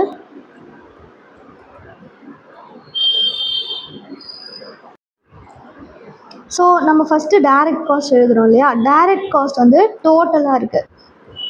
ஓகே, டோட்டலாக எவ்வளோ இருக்குது கொஸ்டினில் பாருங்கள். என்னோடது வந்து வேறு பிடிஎஃப்பில் போயிடுச்சு. நான் லேப்டாப்பில் புக்கு வச்சுருக்கேன், அதில் பார்த்துட்ருக்கேன். ஓகேவா, ஸோ டைரக்ட் காஸ்ட் வந்து எவ்வளோ வந்தது. டைரக்ட் காஸ்ட் வந்து இவங்களுக்கு அக்கௌண்டிங் அண்ட் ஆடிட்டிங்க்கு வந்து 100 வந்தது. 100 தானே வந்துச்சு. ஆமாம், 100 means 100 lakh. Okay, 100.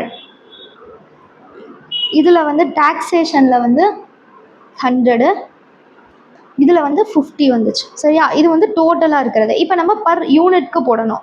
So sorry, இங்கே தான் இருக்காது. பர் யூனிட்னா per billable hours. Direct cost per hour போடணும். ஓகே, பில்லபிள் ஹவர்ஸ் வந்து 55,000 இருந்தது இல்லையா, ஸோ டிவைடட் பை 55,000. 100னா 100 லேக்ஸு. ஓகே, இங்கே ருபீஸ் அண்ட் லேக்ஸ்னு போட்டுக்கோங்க, ருபீஸ் அண்ட் லேக்ஸ். நெக்ஸ்ட்டு வந்து டாக்ஸேஷனுக்கு ஹவர்ஸ் வந்து 35,000 இருந்தது. 35,000 பில்லபிள் ஹவர்ஸ் இருந்தது. நீங்கள் கொஸ்டினில் பாருங்கள். ஓகே, இதுக்கு மேனேஜ்மெண்ட் கன்சல்டன்சிக்கு 10,000 ஹவர்ஸ் இருந்தது. இப்போ வந்து இப்படி டிவைட் பண்ணி போடுங்க.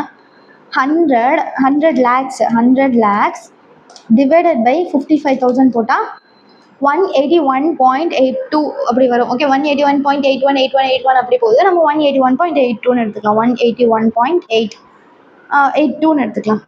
ஓகேவா, next we have 100 lakh divided by 35,000. 100 lakh divided by 35,000 போட்டால் 285.714285 அப்படி போது. நம்ம 285.71 எடுத்துக்கலாம். நெக்ஸ்ட்டு 50னா 50 lakhs. 50 lakhs டிவைடட் பை 10,000 போட்டால் 500 வருது. ஓகேவா, இப்போது இன்டைரக்ட் காஸ்ட் வந்து ஏபிசியை பேஸ் பண்ணியிருந்தேன். இன்டைரக்ட் காஸ்ட் ஏபிசியை பேஸ் பண்ணி பர் ஹவர். இன்டைரக்ட் காஸ்ட் வந்து எந்த இன்டைரக்ட் காஸ்ட் இருக்கணும், as per ABC activity based cost பொறுத்து நமக்கு இன்டைரக்ட் காஸ்ட் எவ்வளோ வந்தது, 22, 17. ஓகே, நம்ம இப்போ இதெல்லாம் இந்த காஸ்ட் டிரைவரால் வச்சு அலோகேட்லாம் பண்ணுவோம்ல, அதில் எவ்வளோ வந்தது. இப்போ divided by number of billable hours 55,000, 35,000, இங்கே வந்து 10,000. ஓகே, இப்போ டிவைட் பண்ணி போடுங்க. 22 டிவைடட் பை 55,000 போட்டால் 22 means 22 lakhs. 22 lakhs divided by 55,000 போட்டால் 40 வருது. ஸோ 40. இங்கே வந்து 17 lakhs டிவைடட் பை 35,000 போட்டால் 48.571 அப்படி வருது. ஸோ 48.57 எடுத்துக்கலாம். ஆக்சுவலாக இங்கே ருபீஸ் அண்ட் லேக்ஸ் போடக்கூடாது, ஏன்னா நம்ம பர் யூனிட் பர் ஹவருக்கு தானே கண்டுபிடிக்கணும். அப்போ இது ஆக்சுவல் ருபீஸ் தான். இங்கே இருக்கிறது தான் அந்த 11 அப்படின்றது தான் 11 lakhs. 11 lakhs டிவைடட் பை 10,000 போட்டால் 110 வருது. ஓகேவா, இப்போ டோட்டலாக இது ரெண்டுத்தையும் ஆட் பண்ணால் நமக்கு டோட்டல் காஸ்ட் பர் ஹவர் கிடைக்கும். Total cost okay. So 181.82 plus 40 வந்து 221.82 வருது. இங்கே வந்து 285.71 ப்ளஸ் 48.57 போட்டால் 334.28 வருது. 500 ப்ளஸ் 110 போட்டால் 610 வருது. ஓகே, இப்போ நம்மளுடைய ப்ராஃபிட் வந்து டார்கெட் ப்ராஃபிட் வந்து 66.667% ஆன் காஸ்ட்னு கொடுத்துருந்தாங்களா. ஸோ ஆட், இதுதான் நம்மளோட டார்கெட் ப்ராஃபிட். நம்ம இவ்வளோ ப்ராஃபிட் வந்து வச்சுக்கணும் அப்படின்ட்டு டார்கெட் பண்ணுறோம். டார்கெட் ப்ராஃபிட் அட் 66.67% எப்படி வந்தது கொஸ்டினில் கொடுத்துருக்காங்க. ஓகே, இதை நம்ம ஆட் பண்ணோன்னா நமக்கு ப்ராஃபிட் கிடைக்கும். கரெக்டா? ஓகேவா? ஸோ 221.82 into 66.667% போட்டால் 147.88 அப்படி வருது. ஓகே,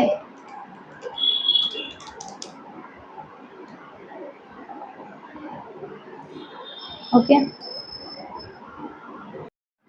ஸோ 221.82 into கொஸ்டினில் வந்து புக்கில் வந்து 3 டெசிமலுக்கு அப்புறம் 3 எடுத்திருப்பாங்க. அதனால கொஞ்சம் டிஃப்ரென்ஸ் வரும் நம்ம ஆன்சருக்கும் புக்கில் இருக்கிற ஆன்சருக்கும். அது நோ ப்ராப்ளம். ஓகே, புக்கில் வந்து 3 டிஜிட் எடுத்திருப்பாங்க. மேபி இங்கே கொஸ்டினில் இருக்கிற பர்சன்டேஜ் 3 டிஜிட் கொடுத்ததுனால இவங்க டெசிமலுக்கு அப்புறம் 3 டிஜிட் எடுத்துருப்பாங்க. நீங்கள் அப்படி வேணாலும் சால்வ் பண்ணுங்கள். That is not an issue. So இங்கே வந்து 147.88 வருது. இப்போ இதை ரெண்டுத்தையும் ஆட் பண்ணணும். டோட்டல் காஸ்ட்டையும் டார்கெட் ப்ராஃபிட்டையும் ஆட் பண்ணோன்னா நமக்கு பில்லிங் ரேட்டு இல்லைனா செல்லிங் ப்ரைஸ் அப்படின்னு சொல்லலாம். ஆனால் நம்ம செல்லிங் ப்ரைஸ்னு சொல்ல மாட்டோம். ஏன்னா நம்ம எதுவும் விற்கலை இல்லையா, நம்ம வந்து அந்த அக்கௌண்டிங் சர்வீஸ் அதான ப்ரொவைட் பண்ணுறோம். ஸோ அதனால பில்லிங் ரேட்டுன்னு தான் சொல்லுவோம். புரியுதா? 221.82 + 147.88 369.7. ஸோ புக்கில் இருக்கிறதும் இதுக்கும் கொஞ்சம் டிஃப்ரென்ஸ் வரும். 369.7னா நம்ம 370 எடுத்துக்கலாமா? So 370.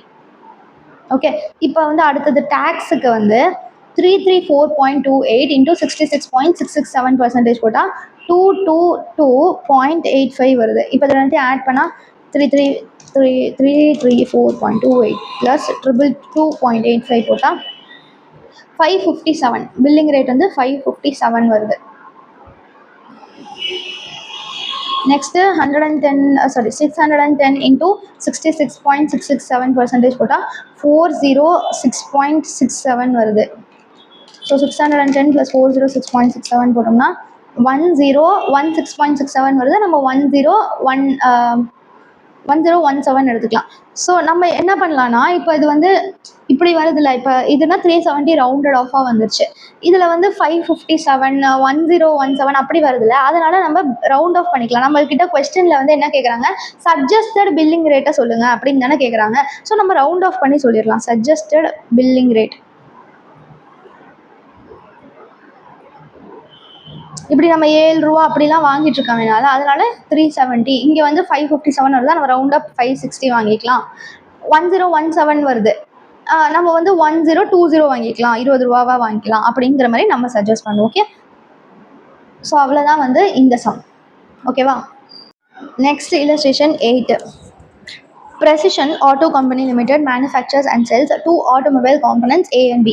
Okay, both are identical with slight variation in design. ரெண்டுமே ஒரே மாதிரி தான், டிசைனில் மட்டும் கொஞ்சம் சேஞ்ச் இருக்குன்னு சொல்கிறாங்க. Although the market for both the product is the same, the market share of the company for product A is very high and that of product B is very low. ரெண்டுத்துக்குமே வந்து same மாதிரி ரெண்டு பேருமே ஒரே மாதிரி தான் இருக்குது. Okay, ரெண்டு ப்ராடக்ட்டுமே ஒரே மாதிரி தான் இருக்குனாலும் அதோடைய மார்க்கெட் ஷேர் வேறு வேறு அப்படின்னு சொல்கிறாங்க. ப்ராடக்ட் ஏவை நிறைய பேர் வாங்குவாங்க, ப்ராடக்ட் பியை நிறைய பேர் வாங்க மாட்டாங்க. அந்த மாதிரி the companies accountant has prepared the following profitability statement for two products. Cost of production same for both the products. So இதுக்கு direct material, direct labour, direct expenses, over heads, total காஸ்ட்லாம் கொடுத்துருக்காங்க. அப்புறம் குவான்டிட்டி சோல்டு எவ்வளோன்னு கொடுத்துருக்காங்க. Unit sale price, ஒரு யூனிட்டை எத்தனை ரூபாய்க்கு விற்றுருக்கிறதா கொடுத்துருக்காங்க. Total sales realisation, cost of sales, margin கொடுத்துருக்காங்க. Margin means profit. ஓகே, மார்ஜின்னா ப்ராஃபிட் தான். சரியா?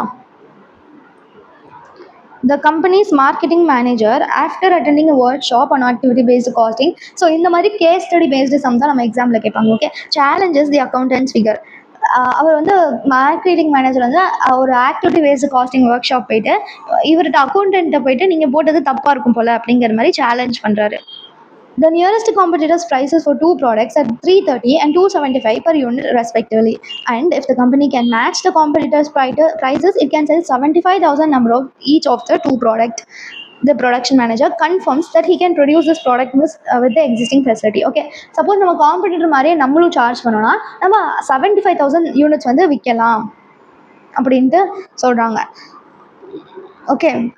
ப்ரொடக்ஷன் மேனேஜர் ஓகே என்னால் அந்த மாதிரி ப்ரொடியூஸ் பண்ண முடியும்னு சொல்லிட்டாரு. The market the management engages you as consultant and the following facts have been identified by you. நம்ம என்ன கண்டுபிடிச்சிக்கோம், நம்ம தான் கன்சல்டன்ட், நம்ம என்ன கண்டுபிடிச்சிக்கோம். Product A undergoes 5 operations and product B undergoes 2 operations by subcontractors, although the total subcontract charges are same for both the products. ஓகேவா, நம்ம என்ன கண்டுபிடிச்சிருக்கோம்னா ப்ராடக்ட் ஏக்கு 5 ஆப்ரேஷன் தேவைப்படுது, ஆனால் ப்ராடக்ட் பிக்கு 2 ஆப்ரேஷன் தான் தேவைப்படுது. அது அப்படி டிஃப்ரென்ஸ் இருந்தாலும் அந்த சப்கான்ட்ராக்ட் சார்ஜ் ரெண்டுக்குமே சேமாக இருக்குது. 75% of the overhead is accounted for under 3 major heads relating to subcontracting operations, which are ordering, inspection and movement of operations to and from the subcontractors works. Prepare a revised profitability statement to find out if the marketing manager's proposal is viable அப்படின்னு கேட்குறாங்க. ஓகேவா, இப்போ இந்த கொஸ்டினில் வந்து over heads எங்கே இருக்குன்னு பாருங்கள். இங்கே பாருங்கள், 75% of the overhead is accounted for under 3 major head subcontracting operations. So 75% வந்து சப்கான்ட்ராக்டிங்க்கு ரிலேட்டடாக இருக்குது. ஓகேவா, டோட்டல் ஓவர் ஹெட்ஸில் 75% வந்து சப்கான்ட்ராக்டிங்க்கு ரிலேட்டடாக இருக்கிறது, ஆர்டரிங், இன்ஸ்பெக்ஷன், மூவ்மெண்ட், அதுக்கு ரிலேட்டடாக. அப்போ இந்த ரிமைனிங் 25% இருக்குல்ல, அது வந்து அதர் ஃபேக்ட்ரி ஓவர் ஹெட். புரியுதா? ஸோ ஓவர் ஹெட்ஸ் இருக்குல்ல, ஓவர் ஹெட்ஸில் 75% இஸ் ரிலேட்டட் டு சப்கான்ட்ராக்டிங், மீதி 25% வந்து அதர் ஓவர் ஹெட்ஸ் இல்லைனா ஜென்ரலாக ஏதாவது ஒன்றா இருக்கும். புரியுதா? இப்போ ஃபஸ்ட்டு நம்ம ஓவர் ஹெட் எவ்வளோங்கிறத கண்டுபிடிக்கணும், டோட்டல் ஓவர் ஹெட் என்ன அப்படிங்கிறத கண்டுபிடிக்கணும். ஓகே, ஸோ எவ்வளோ வந்து இருக்குது யூனிட்ஸு, டோட்டலாக 147,150 யூனிட்ஸ் வந்து இருக்குது. கரெக்டு. ஓவர் ஹெட்ஸ் வந்து 96. அப்போ இதையும் மல்டிபிள் பண்ணால் நமக்கு டோட்டல் ஓவர் ஹெட்ஸ் கிடச்சிடும். கரெக்டாக? புரியுதா? ஃபஸ்ட்டு வந்து டோட்டல் ஓவர் ஹெட்ஸ் தான் நம்ம கண்டுபிடிக்கணும். ஓகே, ஃபர்ஸ்ட் வந்து ஓவர் ஹெட்ஸ் கண்டுபிடிக்கணும். ஓவர் ஹெட்ஸில் total over head is equal to எத்தனை யூனிட்ஸ் ப்ரொடியூஸ் பண்ணுறோம், 147,150. ஒரு யூனிட்க்கு 96 ருபீஸ். ஸோ 147,150 இன்டூ 96 போட்டோன்னா டோட்டல் ஓவர் ஹெட்ஸ் வரும். கரெக்டாக? 147,150 இன்டூ 96 போட்டோன்னா 14 rupees 14126,400 வருது. இதுதான் டோட்டல் ஓவர் ஹெட். இப்போ இதில் வந்து எவ்வளோ வந்து ரிலேட்டட் டு சப்கான்ட்ராக்டிங், எவ்வளோ வந்து அதர் ஓவர் ஹெட், அந்த 75% 25% இருக்குல்ல, அதில் வந்து பிரிக்கணும். புரியுதா? டோட்டலாக இவ்வளோ வந்துருச்சு. அப்போ இந்த கொஸ்டினில் 75% இஸ் அக்கௌண்டட் ஃபார் அப்படின்னு கொடுத்துருக்காங்க. Over head related to subcontracting வந்து 75%. கரெக்டா? ஸோ இந்த 14126,400ல் 75% வந்து சப்கான்ட்ராக்டிங்க்கு ரிலேட்டடாக இருக்குது. அப்போ எவ்வளோ வரும், இன்டூ 75%னா ருபீஸ் 105,94800 வருது. ஓகே, இப்போ ரிமைனிங் வந்து other over heads, other over head இல்லை ஜென்ரல் ஓவர் ஹெட் ஏதோ ஒன்று. ஓகே, 25%. ஸோ 14126,400 இன்டூ 25% போடணும். ஓகேவா? Is equal to rupees 353,1600. இது வரைக்கும் ஓகேவா? இப்போ வந்து நமக்கு 2 ஓவர் ஹெட்ஸ் கிடச்சிருச்சு. சப்கான்ட்ராக்டிங் ரிலேட்டடாக எவ்வளோ இருக்குது, அதர் ஓவர் ஹெடுக்கு எவ்வளோ இருக்குது அப்படின்ட்டு. இப்போ வந்து ஏபிசியை வந்து பாருங்களேன். ஏபிசியில் வந்து என்ன சொல்லியிருக்காங்க, ஏபிசியை வச்சு நம்ம இப்போ அப்ளை பண்ண போகிறோம். இந்த கொஸ்டினில் என்ன சொல்லியிருக்காங்கன்னா, இது ப்ராடக்ட் ஏ வந்து 5 ஆப்ரேஷன் அண்டர்கோ பண்ணுது. சப்கான்ட்ராக்டிங்கில் ப்ராடக்ட் ஏ மட்டும் 5 ஆப்ரேஷன்ஸ் பண்ணுது. ப்ராடக்ட் பி வந்து 2 ஆப்ரேஷன்ஸ் தான் பண்ணுதுன்னு சொல்கிறாங்க. அப்போது நம்ம சப்கான்ட்ராக்டிங்கை இப்போ ஏக்கு எவ்வளோ பிக்கு எவ்வளோன்னு பிரிக்க போகிறோம். புரியுதா? ஓகே, ஸோ அப்போர்ஷன்மெண்ட்னா அலோகேஷன், டிவிஷன் பண்ணுறோங்கிறது. Apportionment of subcontracting over heads. புரியுதுல? இப்போ இது வரைக்கும் போடுறது. ஃபஸ்ட்டு நம்ம டோட்டல் ஓவர் ஹெட்ஸ் கண்டுபிடிச்சோம். அதை வந்து அதில் எவ்வளோ வந்து ரிலேட்டட் டு சப்கான்ட்ராக்டிங், எவ்வளோ வந்து அதர்னு பார்த்தோம். இப்போ சப்கான்ட்ராக்டிங்கை ஏக்கும் பிக்கும் டிவைட் பண்ணும். ஏக்கு வந்து 5 ஆப்ரேஷன்ஸ், பிக்கு 2 ஆப்ரேஷன்ஸ். ஆனால் ரெண்டுத்துக்குமே ஒரே சப்கான்ட்ராக்டிங் சார்ஜ் தான் அப்படின்னு சொல்லியிருக்காங்க. அது தப்பு. அதனால் இப்போ சப்கான்ட்ராக்டிங் இருக்கிறத ஏக்கு எவ்வளோ பிக்கு எவ்வளோன்னு நம்ம டிவைட் பண்ணுறோம். ஓகேவா? ஸோ ஏக்கு எவ்வளோ மொத்தமாக சப்கான்ட்ராக்டிங்க்கு வந்துச்சு இஸ் ஈக்குவல் டு 105,94800 வந்ததா? ஸோ 105,94800 இது வந்து 5 ஆப்ரேஷன்ஸை கோ த்ரூ பண்ணுது. ஸோ மொத்தமாக வந்து எத்தனை ஆப்ரேஷன் இருக்குது, இது 5 பி வந்து 2வா, அப்போனா மொத்தமாக 7 ஆப்ரேஷன் இருக்கா, அப்போ டிவைடட் பை 7 போடுங்க. இப்போ வந்து டோட்டல் ஓவர் ஹெட்ஸ் வந்து கிடைக்கும் 105,94800 இன்டூ 5/7 ருபீஸ். ஏக்கு வந்து எவ்வளோ கிடைக்குன்னா 7567714.28 வருது. நம்ம பாயிண்ட் எடுக்க வேண்டாம், இவ்வளோ வருது. ஓகேவா? இது வந்து எவ்வளோ, இதோட டோட்டல் யூனிட்ஸ்க்கு. அப்போ ஒரு யூனிட்க்கு எவ்வளோன்னு பார்க்கணும். Subcontracting over head per unit இங்கே வந்து எத்தனை யூனிட் இருக்குது, இங்கே வந்து இட் கேன்சல் 75,000 நம்பர்ஸ்னு சொல்லியிருக்காங்க, அதுதான் எடுக்கணும். இங்கே கொஸ்டினில் இருக்கிற குவான்டிட்டி சோல்டு எடுக்கக்கூடாது. இட் கேன்சல் 75,000 யூனிட்ஸ்னு கொடுத்துருக்காங்களே, அப்போ 75,000 யூனிட்ஸ் தான் எடுக்கணும். Subcontracting overhead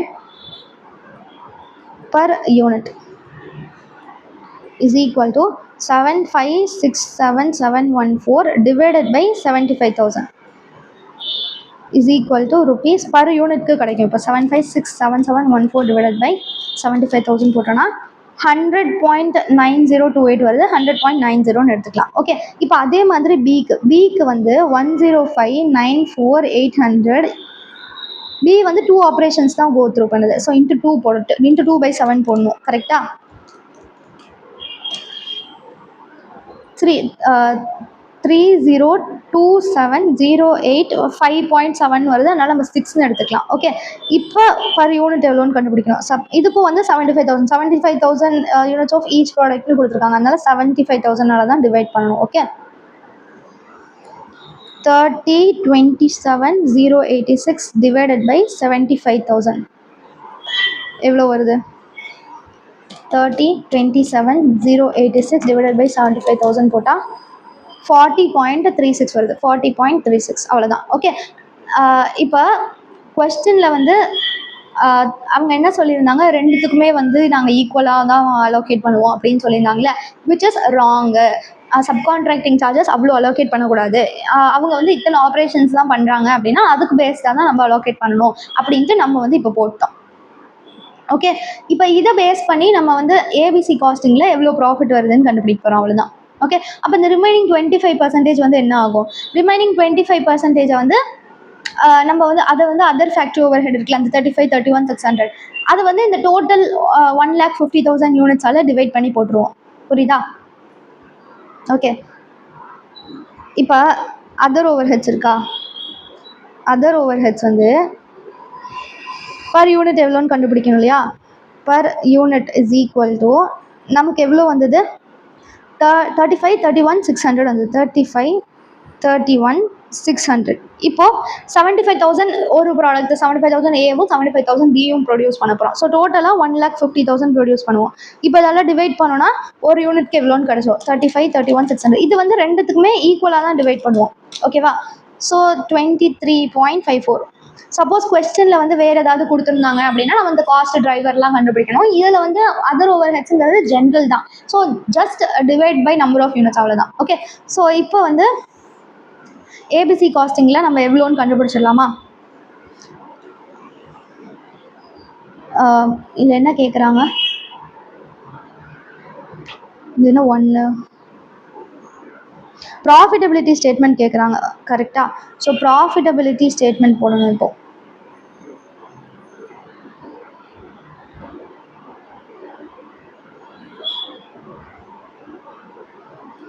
profitability statement.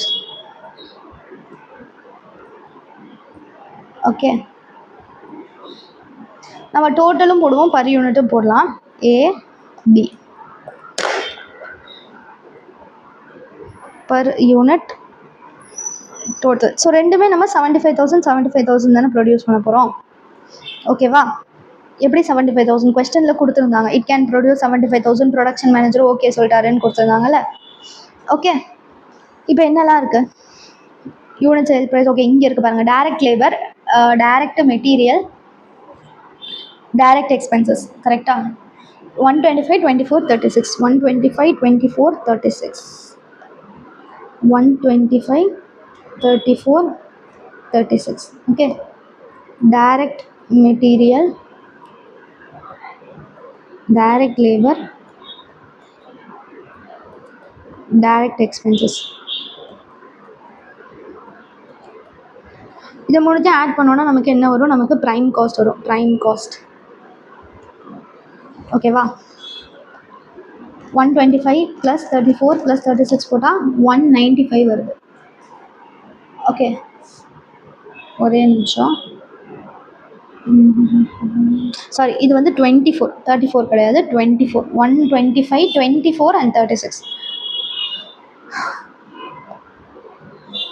நான் சால்வ் பண்ண புக்கில் இருக்கிறது மேட்ச் ஆகுதான்னு செக் பண்ணிகிட்டே இருப்பேன். புக்கை பார்த்து நான் அப்படியே சால்வ் பண்ண மாட்டேன், நான் ஏதாவது கால்குலேட்டர் வச்சு தான் சால்வ் பண்ணுவேன். பட் ஜஸ்ட் நம்ம சால்வ் பண்ணுறதும் புக்கில் வரதும் கரெக்டாக அப்படின்ட்டு நான் செக் பண்ணிகிட்டே இருப்பேன். ஓகே, புக் இல்லாமல் சால்வ் பண்ணுற அளவுக்கு நான் ஒரு பெரிய ஜீனியஸ்லாம் ஒன்றும் கிடையாது. ஸோ 75,000 யூனிட்ஸா, அப்போ நம்ம மல்டிபிள் பண்ணோன்னா 93,75,000 வருது. 3 8 கிடையாது, இது 3. 93,75,000. இப்போ 24னா 18 lakhs வருது. 36னா 27 lakhs வருது. இப்போ இது மூணுத்தையும் ஆட் பண்ணுங்க. Plus 18 lakh plus 93,75,000 plus 18 lakhs plus 27, 13,87,5,000 வருது. 1,38,75,000 வருது. ஸோ பிக்குமே அதே தானே வரும், பர் யூனிட் அதே தான் வரும். அண்ட் அவங்களுமே 75,000 தான் அதுக்குமே ப்ரொடியூஸ் பண்ணுறோம். So same thing will come. Okay, next we have the indirect cost. Indirect cost தான் நம்ம வந்து ரெண்டாக பிரித்தோம், சப்கான்ட்ராக்டிங்க்கு எவ்வளோ, மற்றதுக்கு எவ்வளோ அப்படின்ட்டு. கரெக்டாக.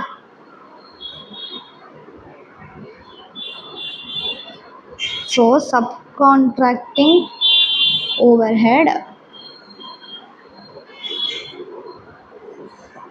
ஓவர்ஹெட்னு ஃபுல்லாக எழுதிக்கோங்க எக்ஸாமில் எழுதும் போது. இப்போ வந்து சும்மா ரஃப் நோட்டில் தானே எழுதுவீங்க, அதனால் இப்படியே போட்டலாம். டோட்டல் காஸ்ட் வரும். ஓகே, பர் யூனிட்க்கு வந்து எவ்வளோ, 100.9, இது வந்து 40.36. 100.9 40.36. டோட்டல் வந்து எவ்வளோ, 100.9 × 75,000 போட்டோன்னா 75. ஓகே, இங்கே இருக்கிறதே போட்டுலாம். 75,67,714 அதை போடுங்க. இப்படி மல்டிபிள் பண்ணி போடாதீங்க, அதுதான் நம்பர் கரெக்டாக வரும். ஓகே, 75,67,714. இதுக்கு வந்து 30,27,086. 30,27,086. ஓகே, அதர் ஓவர் ஹெட்ஸ் வந்து பேஸ்ட் ஆன் 23.54. ஸோ 23.54, இங்கேயும் அதே தான் வரும், 23.54. So 23.54 is for we should calculate for 75,000. So 1765, 23.54 × 75,000, 1765,500 வருது. ஓகே,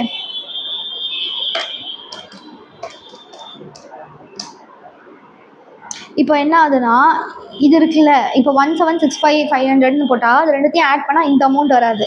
ஓகே, நமக்கு இந்த அமௌண்ட் வரணும் இல்லையா, அதனால் இதை வந்து ஈக்குவலாக டிவைட் பண்ணிக்கலாம். ஏ அண்ட் பிக்கு ஈக்குவலாக டிவைட் பண்ணிக்கலாம். 35,31,600 டிவைடட் பை 2 போட்டிங்கன்னா 1765,800 வரும். இங்கேயும் 1765,800 வரும். புரியுதா?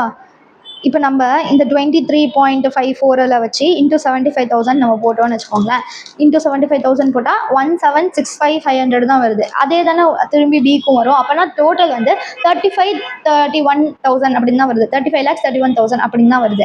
ஆனால் நம்மளுடைய டோட்டல் வந்து 35,31,600 இல்லையா, அதனால இந்த 35,31,600ங்கிறத ஏக்கும் பிக்கும் நம்ம டிவைட் பண்ணிக்கலாம் ஈக்குவலாக. 1765,800. ஓகே, 1765,800. இதுவும் வந்து அதே தான் வரும்.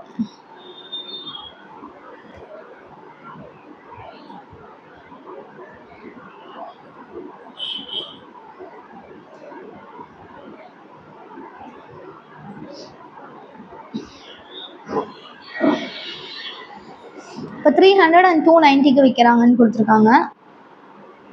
பட் நம்ம இதில் போடணும், காம்படிட்டரோட ப்ரைஸ் தானே நம்ம ரீச் பண்ண போகிறோம். ஸோ 330 and 275க்கு விற்கிறதா நம்ம போடணும். 330 and 275. இப்போ ஃபர்ஸ்ட் ஆஃப் ஆல் இந்த டோட்டல் காஸ்ட் கால்குலேட் பண்ணணுமா, அதை கால்குலேட் பண்ணிக்கலாம். ஸோ ப்ரைம் காஸ்ட் இது எல்லாத்தையும் ஆட் பண்ணணும். Prime cost, subcontracting, other overheads எல்லாத்தையும் ஆட் பண்ணால் நமக்கு டோட்டல் காஸ்ட் வரும். ஸோ 1387 5000 ப்ளஸ் 756714 ப்ளஸ் 1765 800 போட்டோன்னா 2328,514 வருது. ஸோ 2328,514 இங்கே எவ்வளோ வரும்? 185 ப்ளஸ் 100.9 ப்ளஸ் 23.54 போட்டோன்னா 309.44. அதே மாதிரி இதில் 185 ப்ளஸ் 40.36 ப்ளஸ் 23.54 போட்டால் 248.9. 13875 000 plus 3027086 plus 1765 800 1866786. ஓகே, இப்போ ப்ராஃபிட் அது கூட சேர்த்தோன்னா நமக்கு சேல்ஸ் வந்துடும். ஆனால் நம்ம வந்து ப்ராஃபிட்டை பேலன்சிங் ஃபிகராக கால்குலேட் பண்ணணும். பேலன்சிங் ஃபிகராக இப்போ சேல்ஸ் வந்து அவங்க கொஸ்டினில் இந்த காம்படிட்டர் விற்கிற விலைக்கு தான் நாமளும் விற்கணும்னு சொல்கிறாங்க. கரெக்டாக? அப்போ 330யும் 270க்கு தான் காம்படிட்டர் விற்கிறாங்க, 275க்கும் தான் நம்மளும் அதே ரேட்டுக்கு தான் விற்கணும். ஸோ பர் யூனிட்க்கு இது அப்போனா 75,000 யூனிட்ஸ்னால் எவ்வளோ வரும்? இன்டூ 75,000 போட்டால் 2475,0000 வருது. இங்கே வந்து 275 அப்போனா 20625,000 வருது. ஓகே, இப்போ பேலன்சிங் ஃபிகராக ப்ராஃபிட் போட்டுடலாம். ஸோ 330 மைனஸ் 309.44 போட்டோன்னா 20.56 வருது. இதுக்கு 24750000 மைனஸ் 23208,514 1541486. ஓகே, இதுக்கு 275 மைனஸ் 248.9 போட்டோன்னா 26.10. 20625,000 minus 18667,886 1957114. ஓகே, அவ்வளோதான். அப்புறம் வேறு என்ன கேட்குறாங்க கொஸ்டினில்? Prepare a revised profitability statement to find out if the marketing manager proposal is viable. So marketing manager சொன்னது வந்து கரெக்டாக அப்படின்னு கேட்குறாங்க. இப்போ என்ன பண்ணணும்னா, இவர் சொன்ன ப்ராஃபிட்டில் 2564,350 தான் வந்தது. ஆனால் மார்க்கெட்டிங் மேனேஜரோடைய ஸ்ட்ராட்டஜி படி ஏபிசியை தான் அவர் ரெக்கமெண்ட் பண்ணார். அதுபடி அதிகமாக வரும். கரெக்டாக 2475,0000 ப்ளஸ் 2062,500 போட்டால் 45,37,000 சம்திங் வருது.